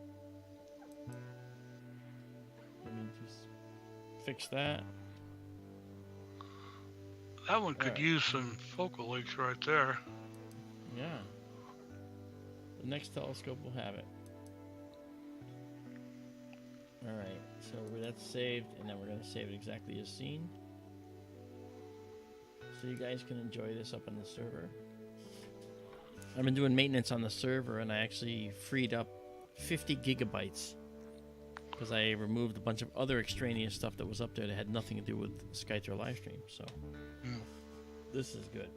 All right. So let's get rid of this. All right. Now, I think that Fishhook there at the very, very tip of the hockey stick, I almost see a little spiral in it.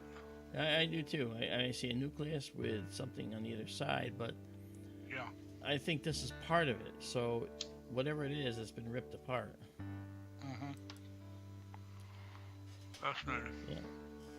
And we back away now and leave it behind for the time being. And now let's go and... Oh, I didn't need this. That's why this is looking weird. Okay. Good. All right. So now let's go here and go back down to 1 second. And maximize our... Oh, that's pretty. All right. There we go.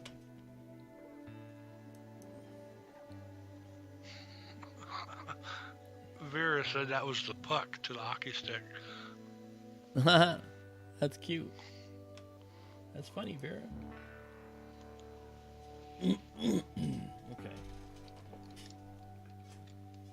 Well, see, that's what helps when you're looking up overhead like that. It's kind of cool.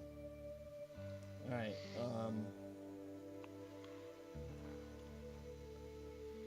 Let's go into Coma Berenices here. I guess we could do the black eye, huh? I mean, the black eye is fun. But I want to find I want to look for a galaxy we haven't seen. Oh, it's the Koi. We already saw that.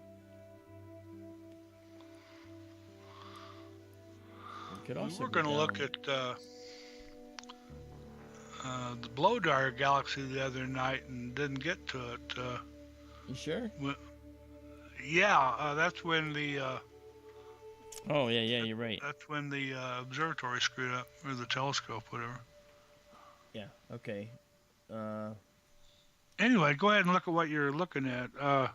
No, I'm glad you mentioned that because I wanted to find that, and I didn't look at it. Yeah, it's M100 is what it is. Yes, I think I had it in my list right there. Ah, yes. There's only a few galaxies here, guys, so it's going to get boring. Just kidding. All right. Off we go to the blow dryer galaxy. Oh, we're down in Virgo. Yeah, we I are. thought that was in Coma also. No. We're down a little south right now. Oh, I'm sorry. We're still like 67 degrees up, so we're good. All right. And what are we precision slewing to? What star do you think it is? Denebola in Leo. Tail of the lion. Yep. All right, folks, we're on our way. Hey there, OG Skywatch. How you doing? He writes, when Wesley Crusher goes into the holodeck to look at stellar objects, I get jealous. Get off my bridge, Wesley. There we go. All right. Let's let it line up.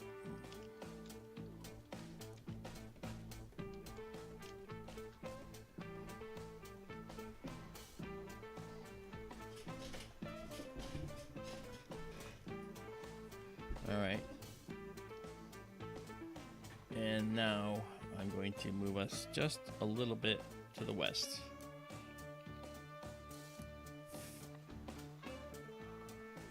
we go. And then let's try to do a 40-second shot.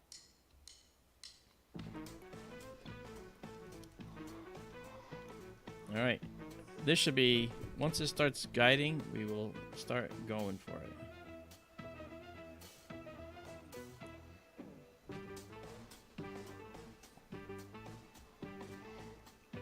Okay, here we go. We're guiding. And when I see the first numbers show up down here, it shows that we're doing our guiding. And we're guiding. So now, let's get out of here and go live stack this. And clear the previous stack. Don't worry, it's saved, baby. All right. All right. I hope you guys are having a good time tonight. And I want to thank you all for coming, by the way, because it's just wonderful to have you guys with us tonight.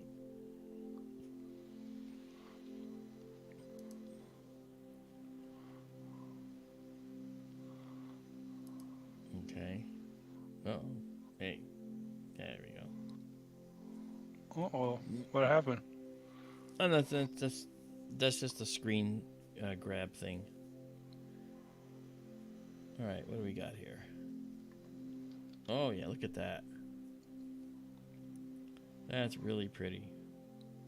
There's lots of galaxies in here. Let's leave this here for a second so we can count them up. We've got 1 right here. We've got 2. We've got 3.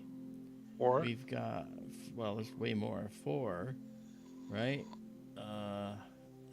That might be, that's a star. It might be elliptical. We got 5. There's 1 just to the right of that star. Yeah, right there. 6. There's 1 here. 7. And this one, 8. Then moving up here, we've got possibly 1 there. We've got 1 right there. 9. Another 1 or 2 right there. 11. 12, 13, 14, 15, 16. Maybe 1 there. Maybe 1 there. We'll just still say 16. And then, of course, over on the right, in our field, we might have some faint ones over here. We're looking at, so like right there, okay? We're looking at close to 20 galaxies in this one view, with this one dominating the view. This is beautiful. We've stacked 3. What's that there? Oh, I'm sorry. 1 at 9 o'clock and 1 at about 11:30. Yeah. Look at this. Wow. Oh, that's such a pretty galaxy. Isn't that gorgeous? Yeah. Yeah, this we can do an awful lot with this one, I can tell you that. Let's see if we can process this properly. It's gonna do the black level right, and then I'm gonna drop it down just a little bit. Dim out that noise a little. Add some contrast. And we've noted before, at 6 o'clock from the center of the galaxy, there's a little bright area in the dark space right there between the spiral arms, just a little farther down, right there. Okay. Right there. There's a bright area there. Yep, and there's a bright area at 12 o'clock in the space between the spiral arms right there. There's actually several things going on in there, and I wonder if those are other galaxies, or if those are just in this galaxy. That's a good question. And then we noted before, at 9 o'clock from the nucleus and the inner spiral arm, there's a great big, see how misshapen that is, kind of egg-shaped right there? Yeah. Yep, it's been pretty wild there. And the next spiral arm to the left of that, also at 9 o'clock, it's distorted out in the same line, pointing toward that other galaxy out there at 9 o'clock. Might have been a gravitational interaction with. Mm-hmm. And there's a whole fainter one streaming up toward the galaxy up at 11:30. Yeah, I see this. Yeah. Yeah, I wonder if those are all near each other or if that's just an illusion. A line of sight thing. Not sure. Yeah. This is beautiful. I just love looking at galaxies because they're just so absolutely stunning, you know? And there's so Let me see much if I can variety. get some color change here. Yeah, there is.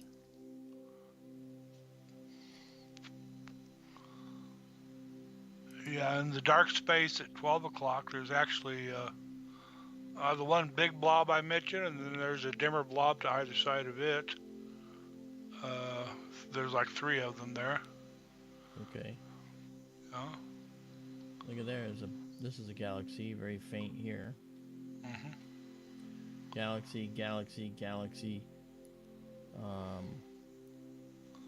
Obviously, galaxy, galaxy, galaxy. And then down here. There's a lot going on there. Oh, there's a lot of galaxies here in this image. People say, I want to see nebulae. Well, you're looking at lots and lots of... You're looking at thousands of nebulae right now. What's your zoom at? 47? 87? 87. Oh, okay. I can go more or less. I'm going to try and go more right now just to check it out. All right, this is 128. It's a little too much right now. Oh, it looks like I got to focus again, too. Yep, I got to focus again. All right, so what we're going to do is I'm going to save this anyway. This is Messier 100? Yes. All right. And so I'm going to stop it here. 9 stacked here. I'll let it go to 10. Then I'll pause.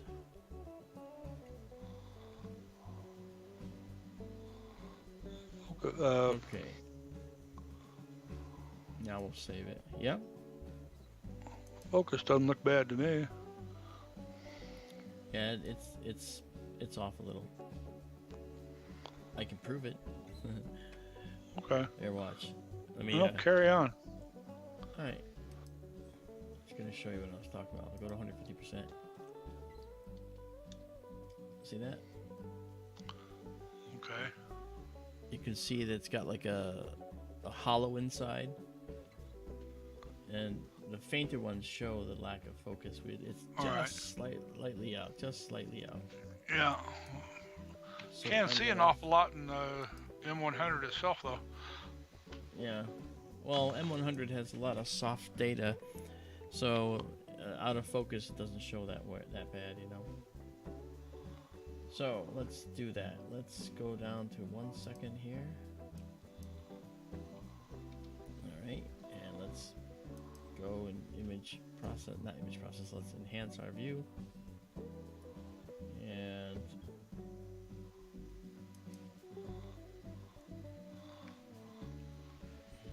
Can you run your focus process with a lot of galaxies in the field? Will that mess up the focus? it might, but it depends what it's using as sampling. Let's go find out.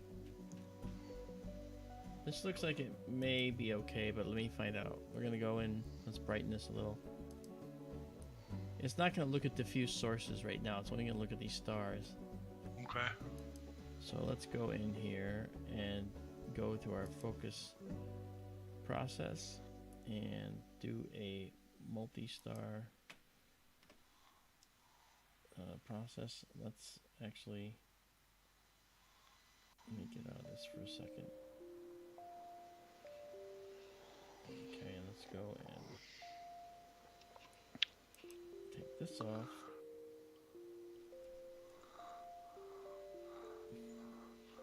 Vera, would they be looking at us or people out there that look like they have so much other stuff they could be looking at instead? Probably have a heck of a view there inside the Virgo cluster. I imagine that's correct. Okay. Okay, so now we're going to scan in and do our focus process one more time. Remember, I did the focus process while it was still light out, so there's always error. So now I'm doing it in the dark, and it's going to be a little better. But the other objects are pretty well focused.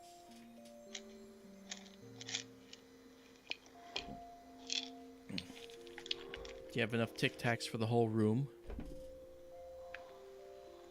No. Sorry. Yeah, no, I'm kidding. It's no big deal. So we have 87 stars we're using for focus right now, and it varies. So this is good. And we're going to get a nice deep curve on this one because we have a lot of stars to pick from. Vera says we are just a small dust speck. I think we're a little more than a small dust speck because I think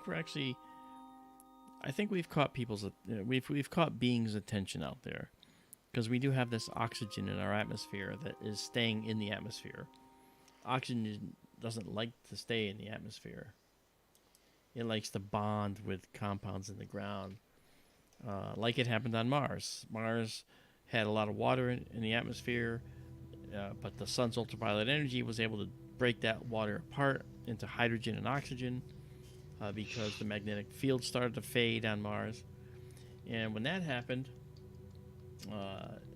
we ended up with a situation where the oxygen dove into the ground and bonded with all the iron compounds in the soil, which is a very common component. And the oxygen that bonded, of course, when it bonds with iron compounds in the soil, what happens? The planet rusted, and that's why it's actually ruddy brown. It's a rusted planet. Odd, but true. Okay, now we're going to do this. We're going to move a little to the west again here. Alright, and we're going to set our exposure again. This time we're going to try a 45-second exposure. And we're going to wait for our star lock to start guiding, which it's doing now. And off we go. And now when we bring up our stack, I'll have to clear the last stack. And this image of the galaxy should be even clearer than the last one. Oh, you're going to do another one of M100? I am. You're all right. I got to try and do this, I want to try and capture it, Sure. All right, let me just drop this down a little. I don't really need to. Okay, we're almost done with the first exposure here. And we'll leave it zoomed to fit to the screen, fit the window. There we go. Let's zoom in to 100% right off the bat to make sure everything went as we expect. Oh yeah, look at the difference. See the difference? You can see this little star here very, very clearly. Yes. That little star is a really, really nice pinpoint. We can see this beautiful little object. Yeah, this is good. Cool. Yeah. We're gonna let this cook a little while, guys. Alrighty. Now, if you have any questions out there, let me know. Izabela says, Koi Fish Galaxy, my new favorite. Well, how about this, Izabela? Look at this one. Messier 100 has this really, really spectacular look to it. I think that's gorgeous. It's beautiful. It came out really nice. Let's just add a little contrast to this. Let me bring the dark level back a little too. Add a little darkness into this. Not much. That's just too much. Two images stacked. That's right.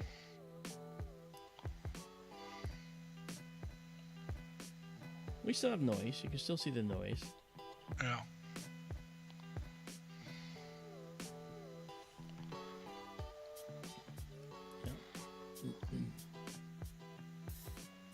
And the guiding is good. Now that I'm doing longer exposures, the guiding, obviously, the parameters I set make it work quite well. Oh, that's nice, because for the longest time I hadn't figured out what the guiding parameters did, because, to be honest, the manual stinks for this optical system. So I practically had to write my own manual to get this to work.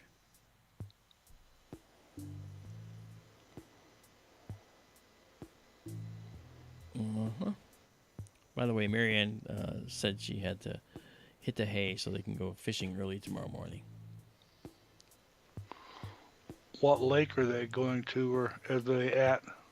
Oh, Lyman Lake in Arizona. South of St. John's, Arizona, which is in the eastern side of Arizona. I've never been to Lyman Lake. Yeah. This is looking pretty. I'm going to let it determine what it wants to do here. Yeah, that's what I thought. I'm going to try and just tease that over a little bit. I wish I could give it a parameter instead of... Maybe I can. Hold on.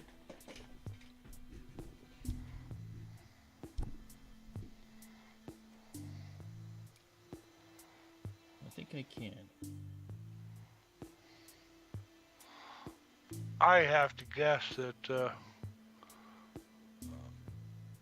the galaxy at 9 o'clock from the center of M100, that's what's distorting those two spiral arms on the left side to the left of the nucleus, where they're both egged out like that, and you can see kind of a fan coming out at 9 o'clock from the outer arm.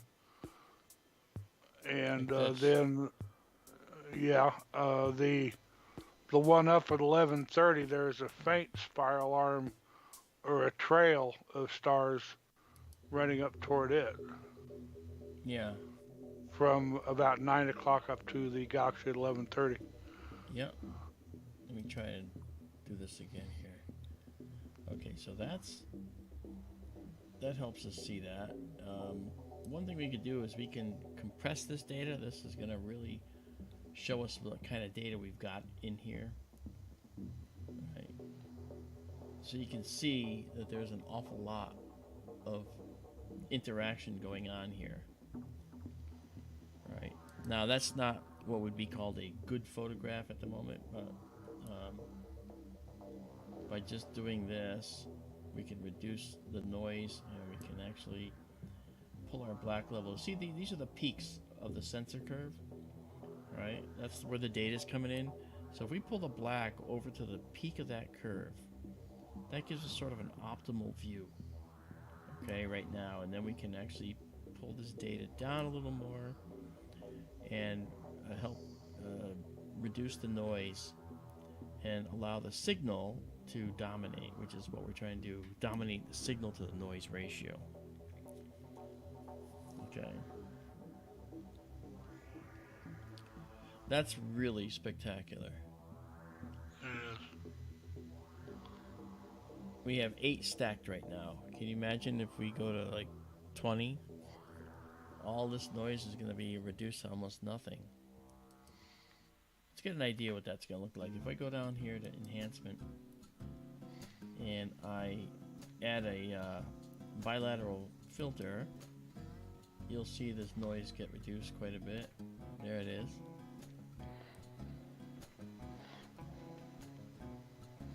Now you can see that. You can see there's these beautiful blue spiral arms where the young stars are forming in here. Yeah. So I wonder what pulled on the spiral arm on the right side, down at about 4 or 5 o'clock. Yeah. Right here. Yes, they both look distorted. Yeah. Maybe that other bigger galaxy down toward the bottom of the image. Or this one. Or that. Not sure how far that one is.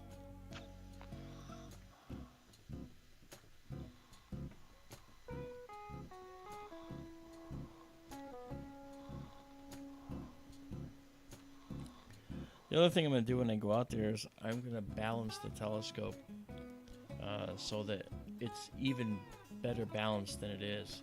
And that's going to help tremendously with the images. We'll be able to do like images for 10 minutes at a time if I do that. And I'm going to get rid of the artifacts. I got that all planned out.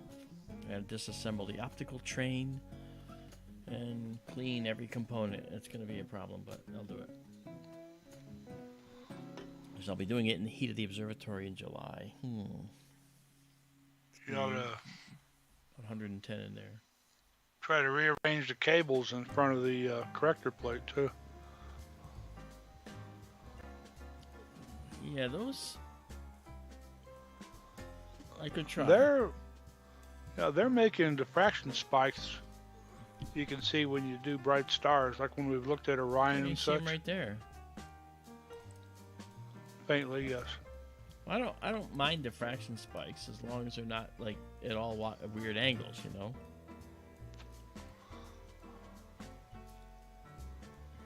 But you know.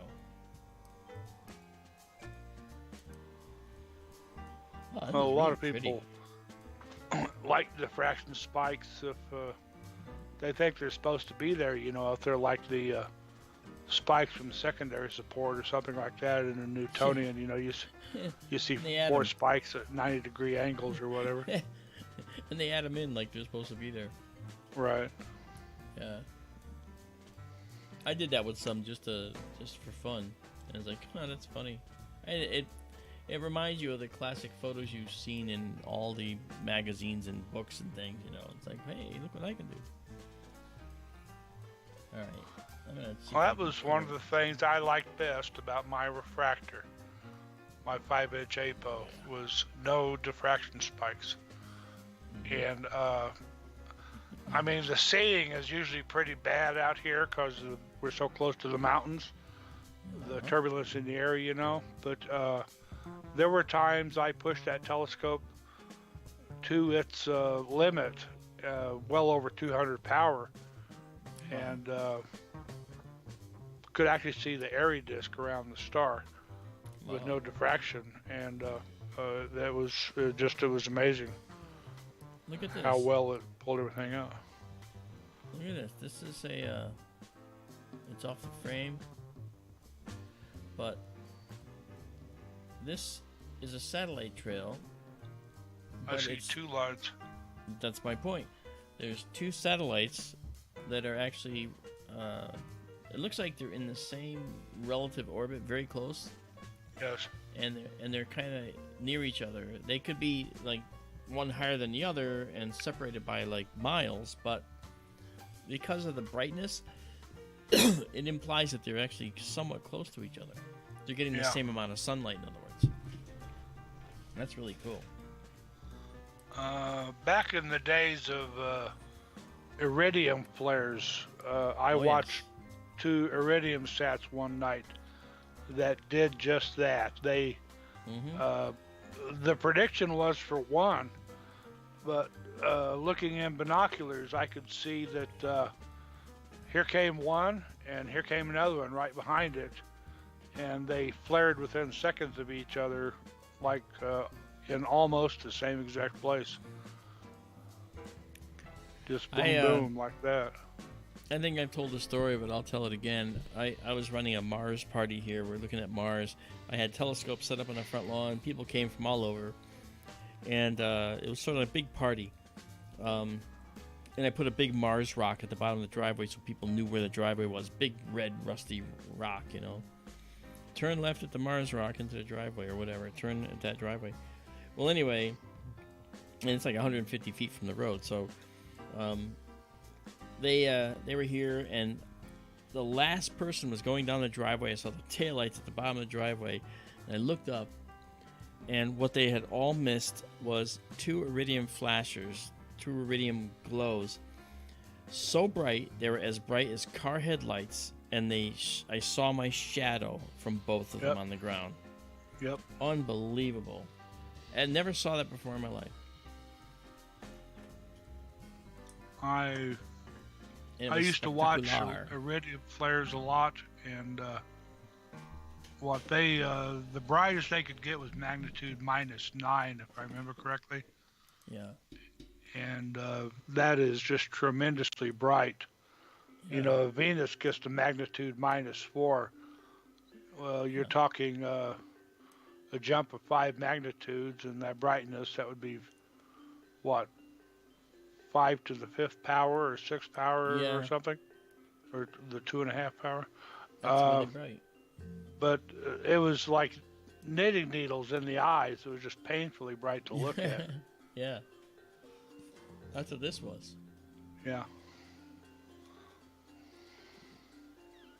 Well, there we go, guys. There is Messier 100. 17 images stacked right here. Like beautiful little beads here. You can see we have this bright blue area. This is probably a grouping of very hot O and B stars. Then to its left you see an H2 region, a stellar nursery, and then a string of stellar nurseries to the right here. More hot blue stars. And the spiral arms, you see how they're coming out. Very, very clear delineation here. Yeah, well, this is great. Really pretty. This is a gorgeous image. Izabela, you should get back to doing some processing here, you know. Can you zoom in a little more before we go? Yeah. Izabela, I liked Eureka. Eureka was a fun show. And Sliders. I like Sliders too. With Jerry O'Connell there. Good show.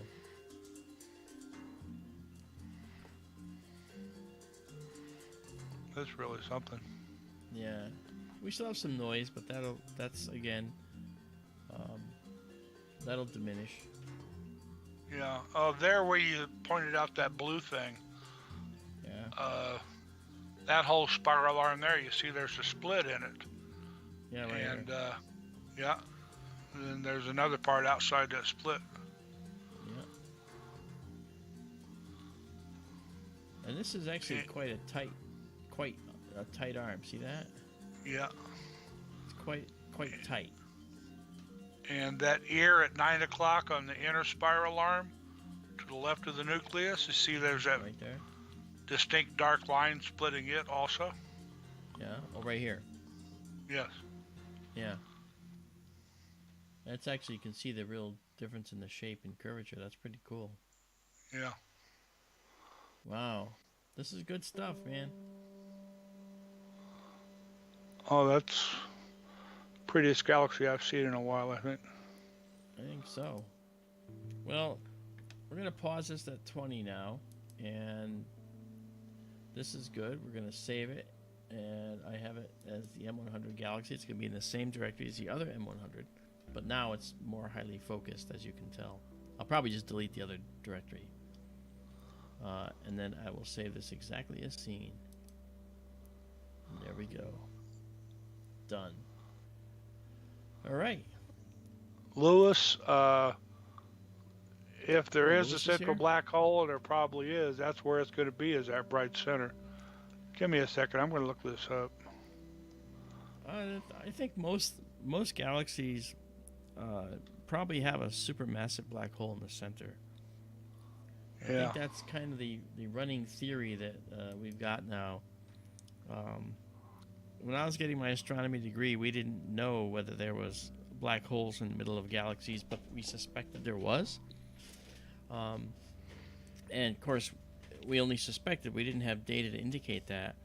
But in 1992, when they started filming the center of our galaxy and taking data points, between 1992 and 2006, you could actually see the stars going around the middle of the galaxy in the center.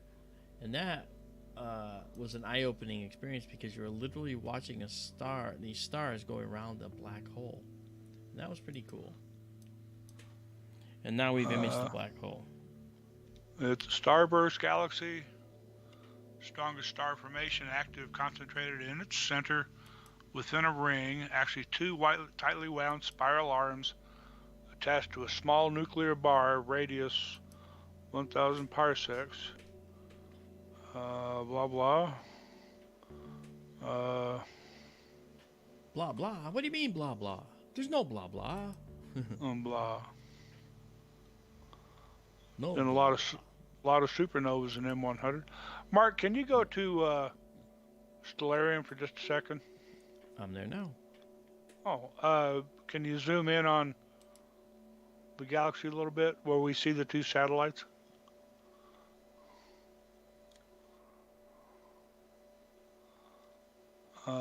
Okay. Zoom back out just a hair. 4320, what's that say? 4328, the one on the left? Yes. The one on the right is 4322? Yes. Yeah, okay, and they mentioned this too, that what we saw is that faint wisp stretching toward the one at 12 o'clock in your image is at about 1 o'clock here. No, the one over on the right. That one? Yeah. They mentioned that that fainter wisp being pulled by 4322 and then 4328 also. You can see how that arm is stretched. Yeah, that arm here. Yep. Mm-hmm. And that the one at 6 o'clock here was the one at 4 or 5 o'clock in your image. And yes, that's pulled all the way back around the galaxy toward 4328. Okay. That makes sense. Fascinating. Yeah. And they are both satellite galaxies of M100. Okay. Well, there we go. That's pretty cool. Okay. Thank you. Yeah. That was fun. That was great. Let's see now. While we're in the neighborhood, I want to look at something we haven't seen in a while. Don't say the Virgo Galaxy. I'm thinking of it too, but not right away. Hold on. I want to try...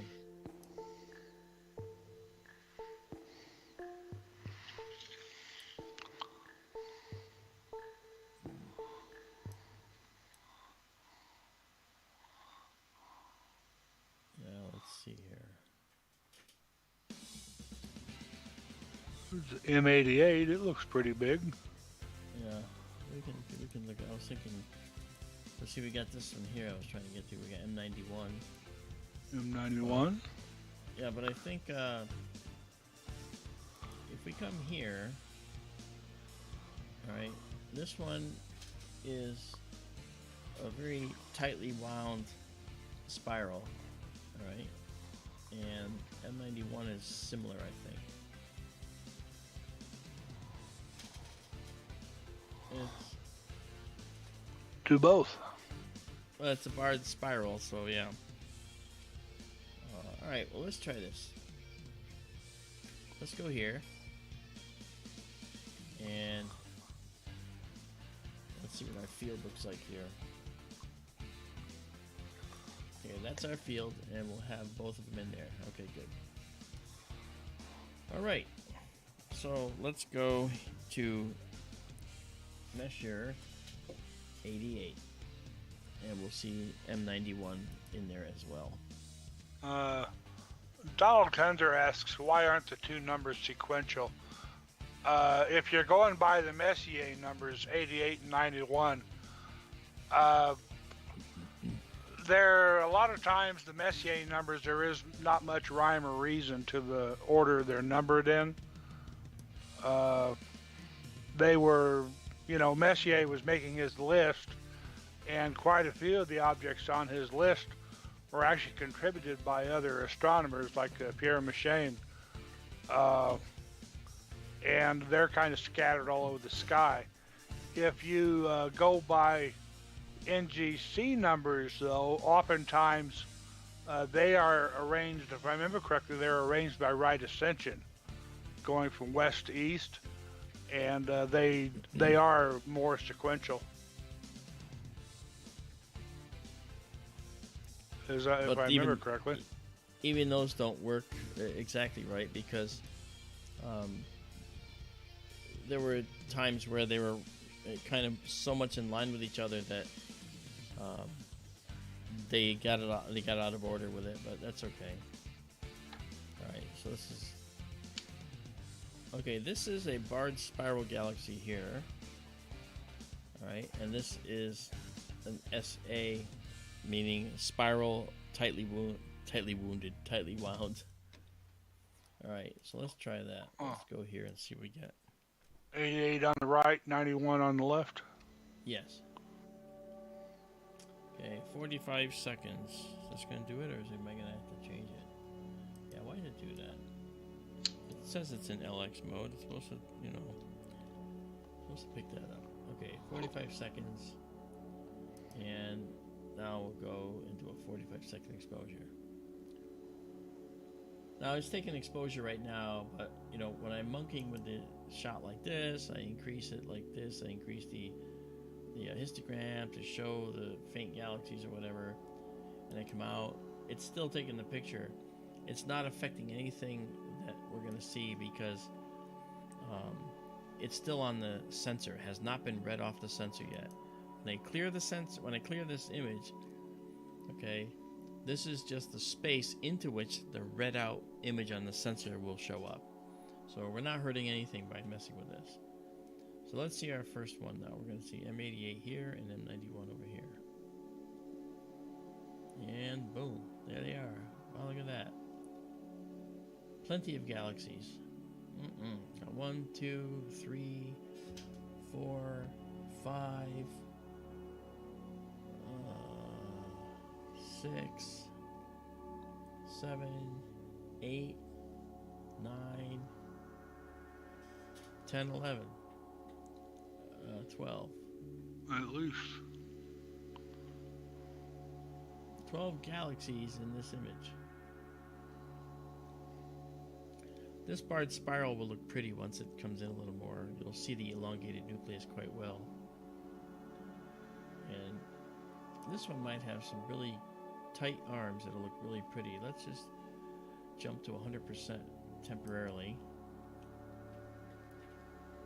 Oh yeah, look at that. You're going to see some nice arms on that one. And then we're going to go over here to the barred spiral. Oh yeah. And very, very obvious, you can see the elongated nucleus here, and the spiral arms come off the end of that nucleus. That's why you see it looks sort of like a weapon. It looks like a Chinese throwing star, right? You get the barred spiral here, then the spiral arms come off on one side and off on the other.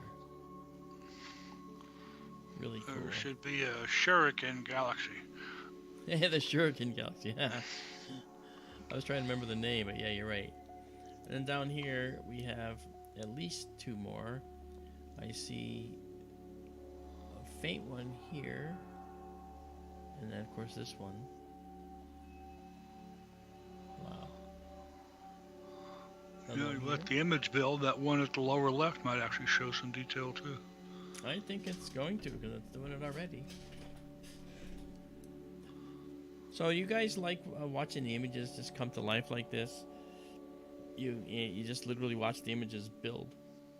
They go from noisy to being more and more and more pretty over time. I've looked at. I know you do.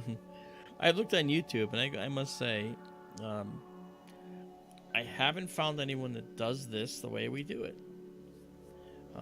I just haven't. I mean, you have to understand. I mean, thanks to a very, very successful GoFundMe, we have $15,000 worth of equipment out there, and so it's, and again, it was all, all for the GoFundMe that provided it, and the GoFundMe is just and actually the donations from people that like here, okay, Vera, and a number of other people here tonight. Izabela's given to us. And we just have so many people that just enjoy what we do.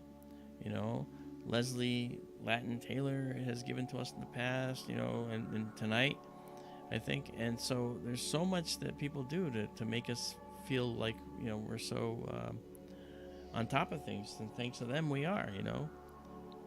I want to thank you guys. Izabela wants me to tell you what she said. Tell Mark the best show now is Sky Tour live stream with Mark D. Really? I think she has that's because she has a vested interest in it, because she does our table of contents, and she's like an excellent image processor. Well, thank you, Izabela. You're a sweetheart, and you know we love you for all you do for us. Izabela, it's like a labor of love with her. She will sit there and she's making notes right now as we're speaking. She's making notes and figuring out what she's going to do and how she's going to spell out the table of contents. Every single thing we do, she puts in the table of contents. She doesn't miss a beat. I mean, that's amazing. Thank you, Izabela. Donald says, I'm watching the live stream in full screen and sound on one computer. I'm connecting on another. There's a delay between the two. I was asking about numbers 4322 and 4328, but I understand now. Okay. Yeah, 4322 and 28 are the satellite galaxies to M100 that we talked about earlier. Yeah. That beautiful spiral. This music is kind of good for this, too.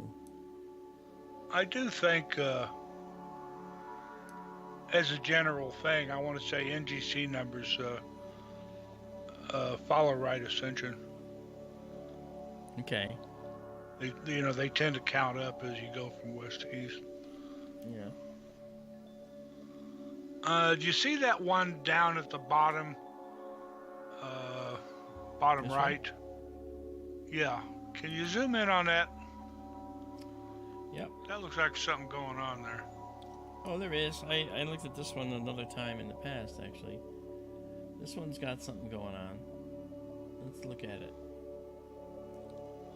I know it's small, but Doesn't matter. yeah. Huh. It's being torn asunder by something. Interesting. Yeah. These green and blue lines, guys, these are just pixels that, for this particular image, weren't engaged on the sensor. And I can actually correct that and have the sensor police itself and get rid of those. Actually, Daryl, this looks like a barred spiral. Kind of like at an angle, maybe kind of like a sloping angle. This looks like the nucleus, and this looks like we're looking at the spiral arms here. It's sort of like Looks like it's been torn up. Oh yeah, there's certainly something going on there, without a doubt. Certainly. Let's zoom out a few million light years. Izabela wants to know the coordinates of it.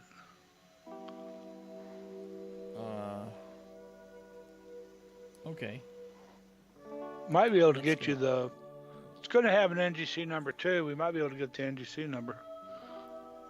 I'm not sure it'll have an NGC number. It might. It might be an IC number. Yeah, it's an IC number. I think this is the one. Maybe, oh no, wait. Okay, hold on. Let's go see. This is...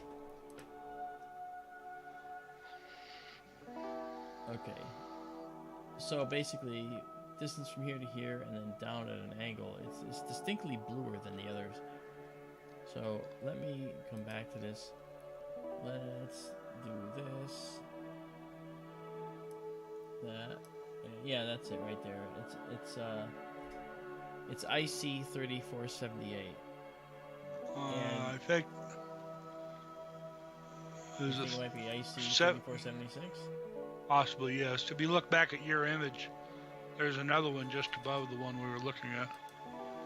Oh, if there is, then that's correct. Oh yes, okay, this is that one, and the further one down is the one we want. Okay, and what's the number on that one?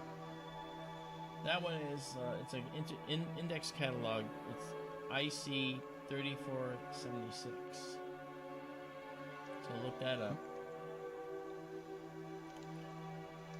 Which I know you do. I know you do. Already on it. I know. I know.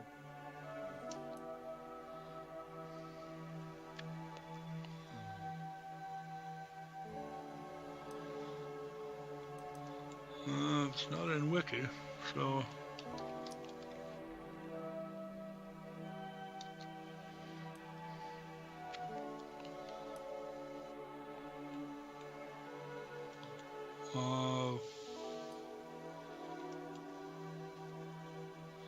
Spiral Galaxy and Comabaranices.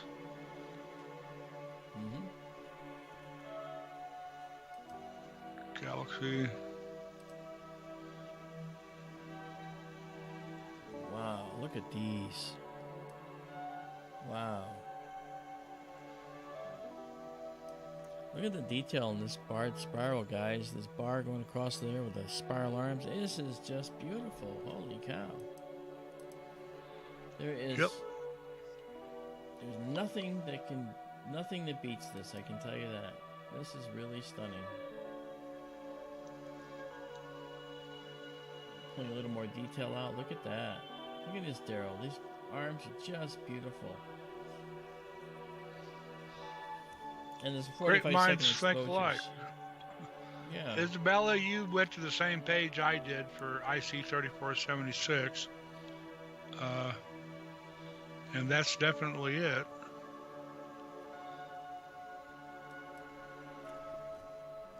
They just call it Spiral Galaxy. Uberku says, Mark, when you close the map, which I did, in the large galaxy at this moment to the center right, okay, you're talking about, well, these are both large galaxies. You mean this one here, Uberku? You're saying, is there a star? Is a star exploding, or is there one behind shining through? Okay, it wouldn't be behind shining through; it'd be in front. It could be a foreground object because all these stars you see in this image are up here, right? All like with us, and these galaxies are way out here, millions of light years farther beyond. So you're seeing all these galaxies through those stars. So maybe these two stars are in the foreground and are near each other in the same way that these two stars are near each other, the same way that these two stars are near each other. So these two could be foreground objects in our galaxy, all right, and most likely are. But boy, this is really pretty. Look at this detail in this. This is something else. Wow. And I'm going to darken it up just a bit.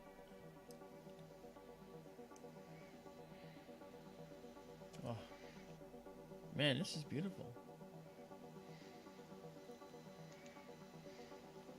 16 stacked. Let's see if we can color correct this a bit more because we're a little bit too greenish blue. There we go. Look at that. Can we zoom in on M88 and 91? Yeah.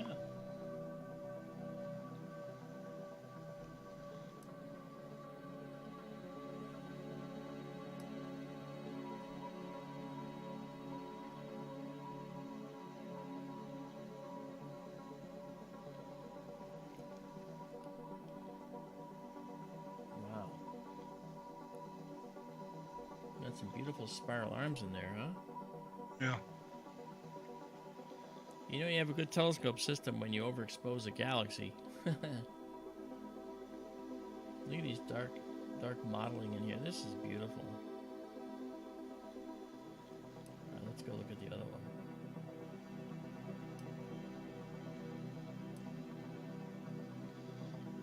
We're all all beautiful.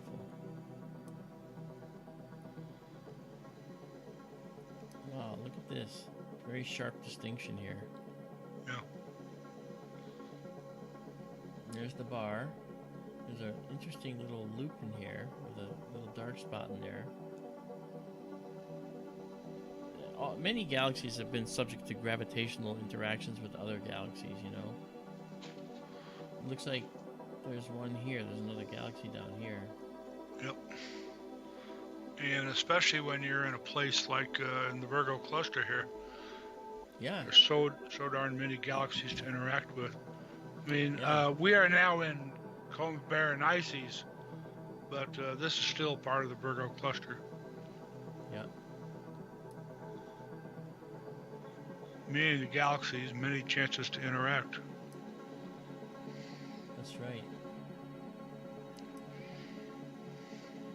All right, so this is M89 and M91.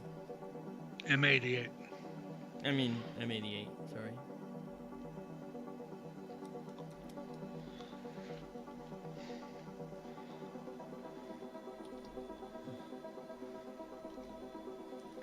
Okay.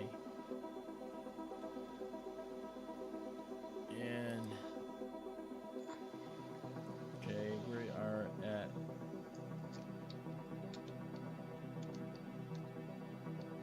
20 stacked images. We're going to pause these, save these to their own directory, and save this exactly as seen. All right, and now we've done that, and we can clear it and get rid of the stack. And we'll go back to our startup. All right.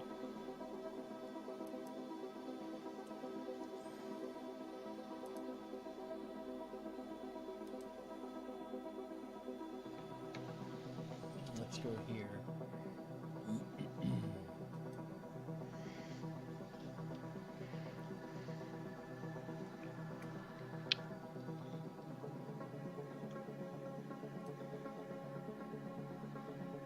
M90 and M89 and... I'd like to go to the Virgo Galaxy. I want to see if I can see the jet. Yeah, sure. Excuse me, just a moment. Sure. We're going to the galaxy that we were able to see the black hole in. Hey, Dave Altman, how you doing, man? Just saw you joined us. Thanks, man. Hey, it was good talking to you the other night. I guess that was yesterday.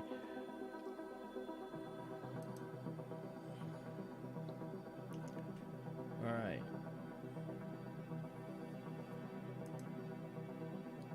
And we're going to Denebola, which is this star, and it's going to end up in the center.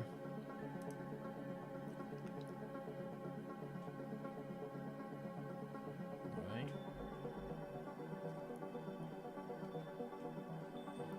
And then we will see the galaxies we want. M87 right there. Okay. And that gets centered up.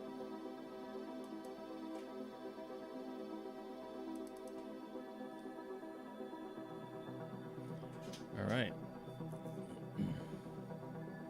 Hey there, JSCO77. What's going on? How are you?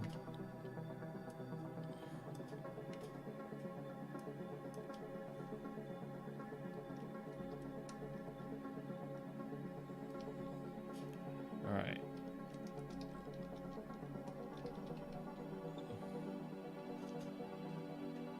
Okay, we are in M87, the Virgo Galaxy. It is right here. And we're going to do some photography to try and show the jet inside of it. So to that end, I'll leave it like this for now. We're guiding. You can see right here, our star lock is guiding. We're all set up. All right. And I am going to make this a 30-second exposure. This might actually be too long for this. which is unfortunate, you know, but it's okay. All right, so 30 seconds and go.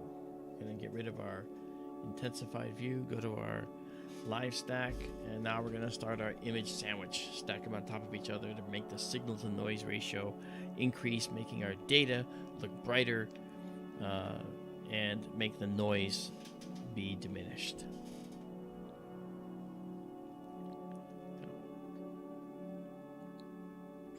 Now if we go back here, I'm going to look at here. Okay. So we're looking at this galaxy right here. Okay. There we are. Alright, so there's the galaxy right there. And what we want to do is we want to process this a little bit more to kind of bring out some sky so we can see the jet.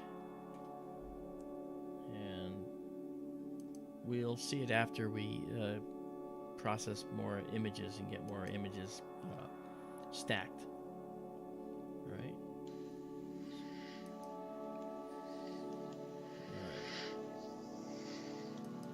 Welcome back, Daryl. Thank you. Alright, so this is Messier 87.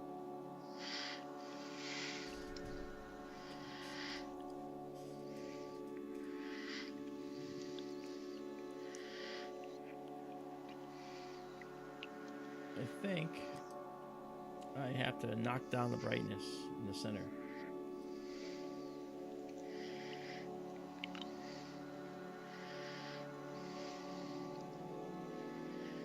So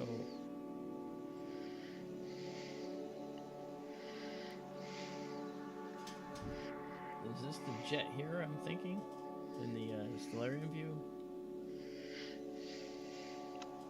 Kind of looks it. It sort of looks it. Sort of. Keep in mind the angle we're at too. See how the angle is? I'm not sure. Let me see if I can knock down this brightness a bit. See if we can see better into the galaxy here. If I remember correctly, we've generally seen the jet in your telescope at about 2 o'clock. Yeah, I seem to remember that.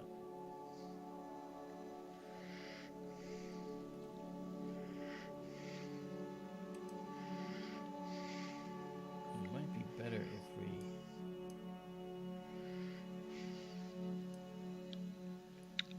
Let's brighten up things here just to kind of pull us out.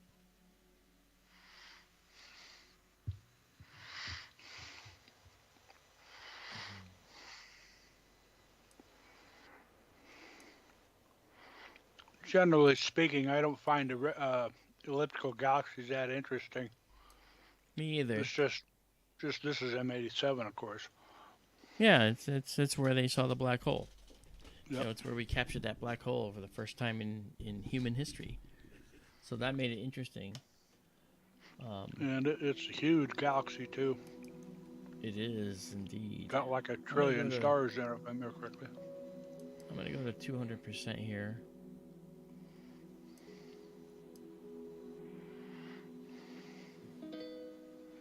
I think I have it. It's way too bright. I think 30-second exposure is too long, actually. Let me try and drop it down even more.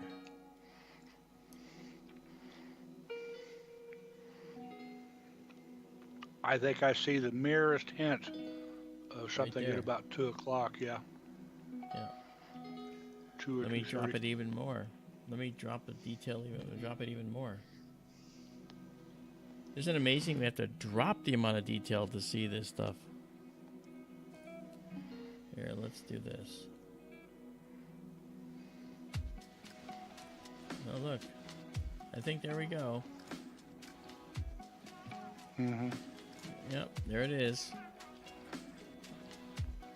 I chose to take too long an exposure. Yeah. And I see that's pretty crazy. All right. I'm not going to save this one because we'll come back to it another time. I also think it's a little bit out of focus. So I'm going to work on that too. But let's just pause this. Clear this. And get rid of this. There we go. Go back to our planetarium view. My gosh, like, I mean, just to capture lots of galaxies. You want to just see lots of galaxies? Let's do this. I want to capture the eyes right there. All right.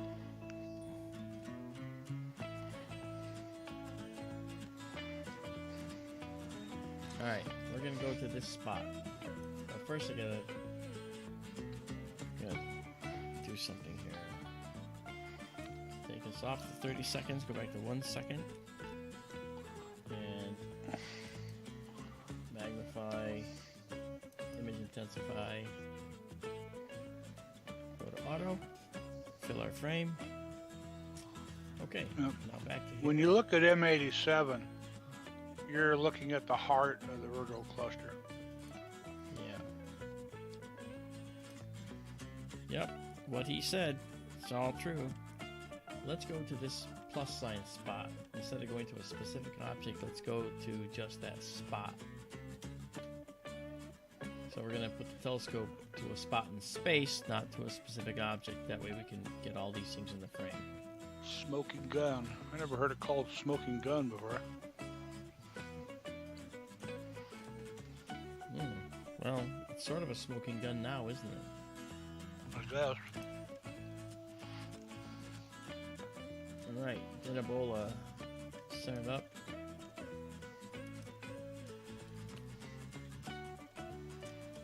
So we'll center up Izabela.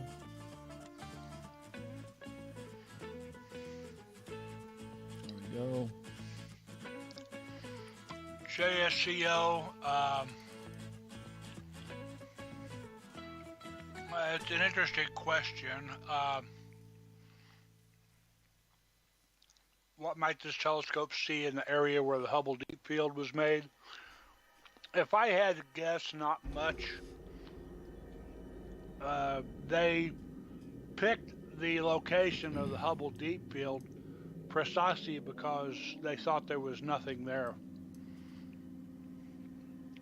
And they ran a very deep series of exposures just to see what looked like empty space, with the result that they got the Hubble Deep Field.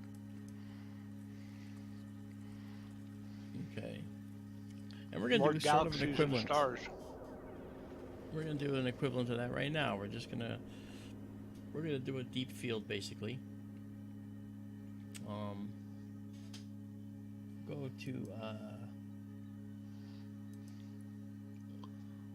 I'm going to go to 359 just for this purpose of this deep field. And let's do a 50-second exposure.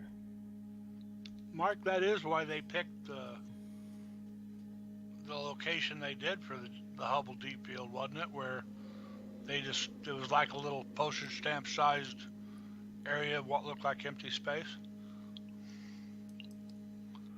I believe so, actually. I don't remember the actual philosophy behind that particular image. I just know that it was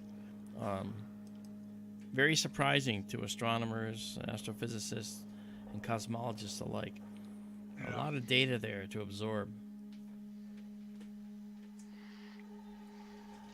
I do believe that was the reasoning. Oh, wow. Okay, this image will probably be our last for the night because I just realized it's 1:41 a.m. Yeah. Past my bedtime. And you haven't even yawned yet, Daryl. I'm proud of you, man. Or you muted when you did. I could probably work one up for you right now if you wanted one. Nope. Oh, look at that. Okay, these two galaxies are called the Eyes. I think this is Markarian's chain, beginning of Markarian's chain. It's just a beautiful field of lots and lots of galaxies.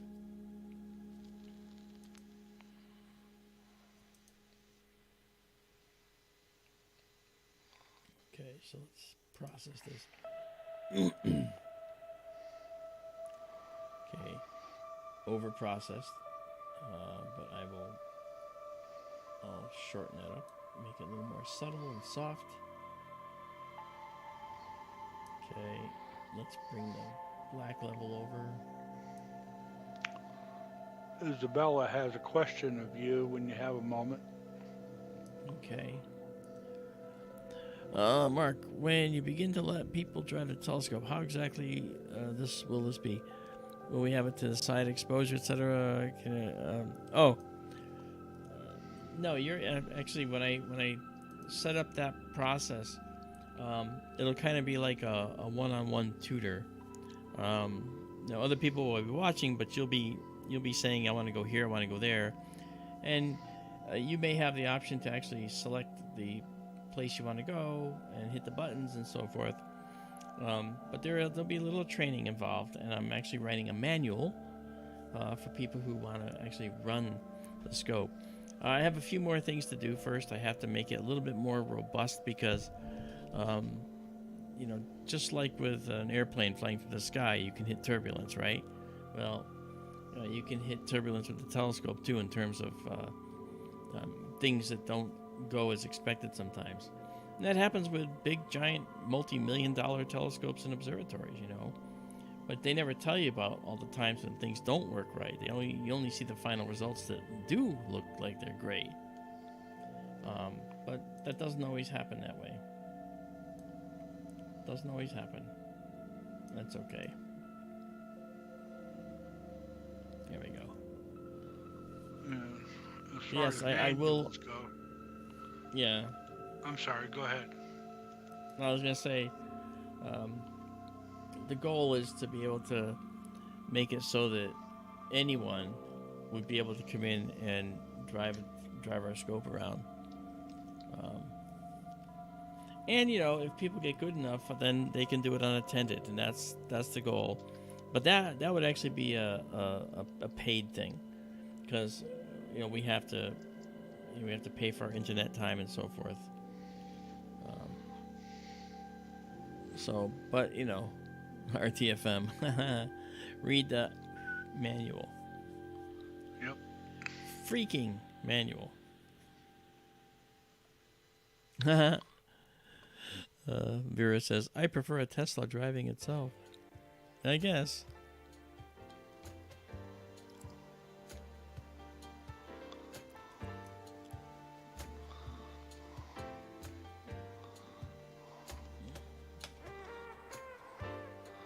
I'm looking for verification on that question about the Hubble Deep Field. Okay. 2.6 arc minutes on a side, equivalent in angular size to a tennis ball at a distance of 100 meters. That is a tiny little area of sky. Yeah. Only a few foreground stars lie within it. Almost all the 3,000 objects in the image are galaxies. Yeah.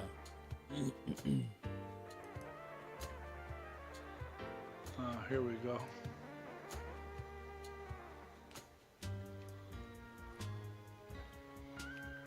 Let's go here. I'm gonna help with this as well. I have an idea for this.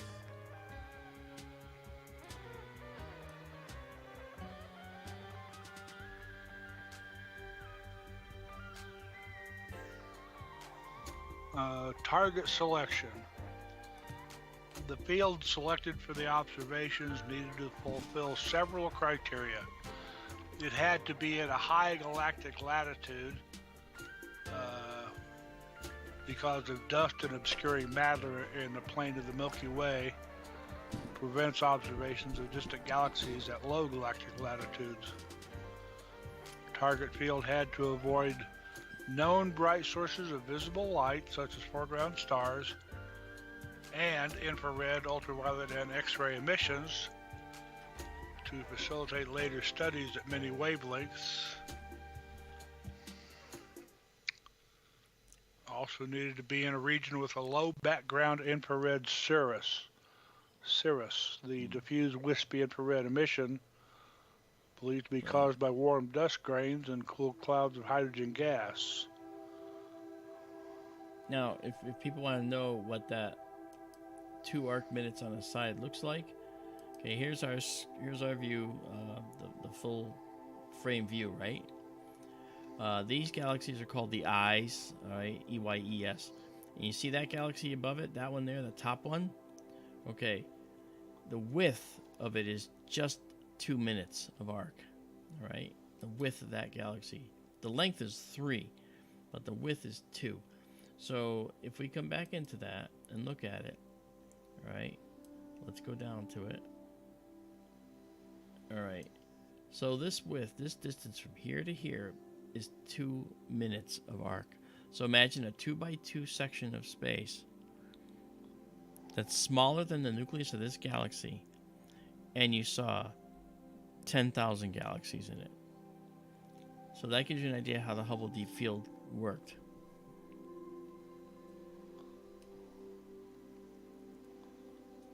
That's just incredible. And this is just a beautiful field to just go perusing. Look at this galaxy. This looks like it has a starburst formation going on in it right now. Then there's 2 ellipticals here.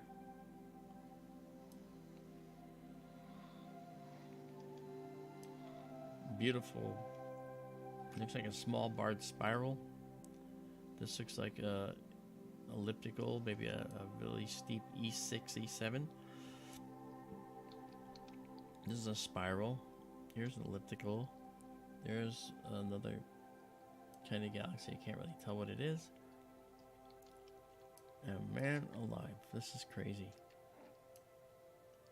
Look at all these galaxies. Yes, these are gorgeous, guys. What can I say?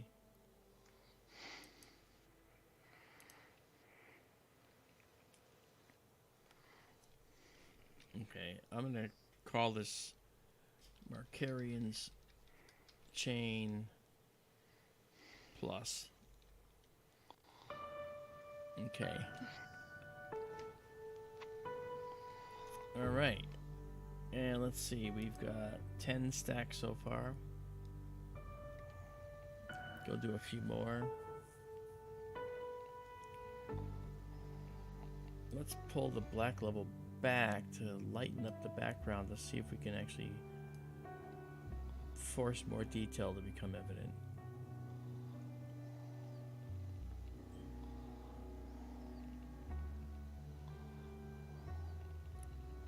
Yeah, that's pretty interesting.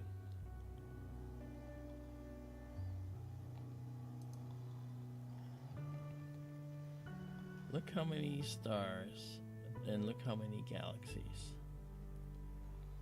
I'd say there's probably 45, 50 galaxies in this one shot. Uh-huh. Once you start counting.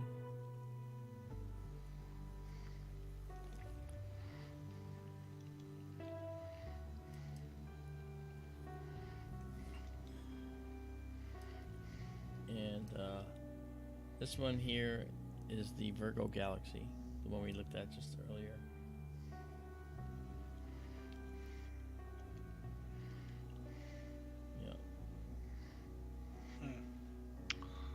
One interesting thing I never knew,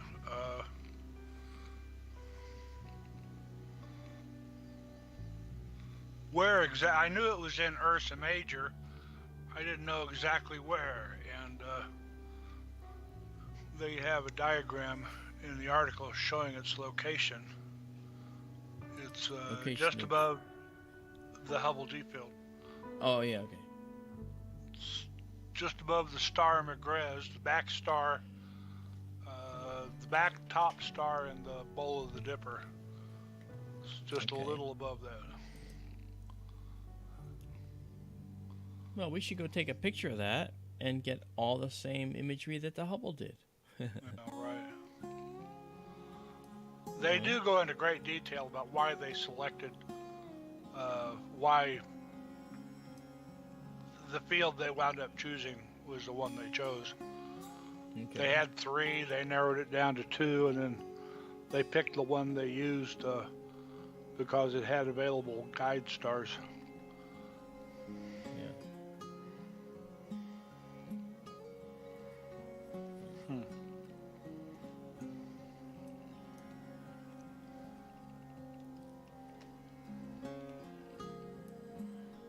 Okay. I'm not going to label this one on the screen because it is the eyes. It's Markarian's chain, which is these galaxies here, plus these here. Okay. And then Messier 87 and all these. So it's got very many. So I basically called it Virgo Cluster Plus. So there we go. That's the diagram showing the location of the deep field. Oh, okay. I posted it in chat. I see it.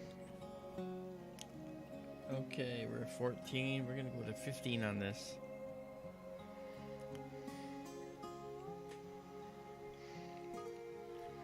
I hope you guys had a good time tonight. This was fun looking at all these galaxies. All right. So let's pause this stack here. And we're going to stop at 15. We're going to save this. And you see our fits file is there. And save exactly as seen. And just think, guys. When you lay down and go to bed tonight, or for some of you who are just getting up to go through your day, think about, in all these galaxies, how many billions with a B of potential life forms you're looking at tonight with this live image of the deep sky. And that's the thought I'll leave you with. So I hope you guys had a good time, and we are going to call it for tonight. And I suspect as the summertime comes around here, we are going to have a tremendous amount of activity, because we're going to be starting to look at all of our nebulae again and checking out all the most beautiful star-forming regions that this galaxy has to offer. So, you guys have a good night, and we'll talk to you again, and we'll stream very soon. So you have a good night. We'll see you later. Say goodnight, Daryl. Thanks for having me on, Mark. Good night, everybody. Okay. Good night, everybody.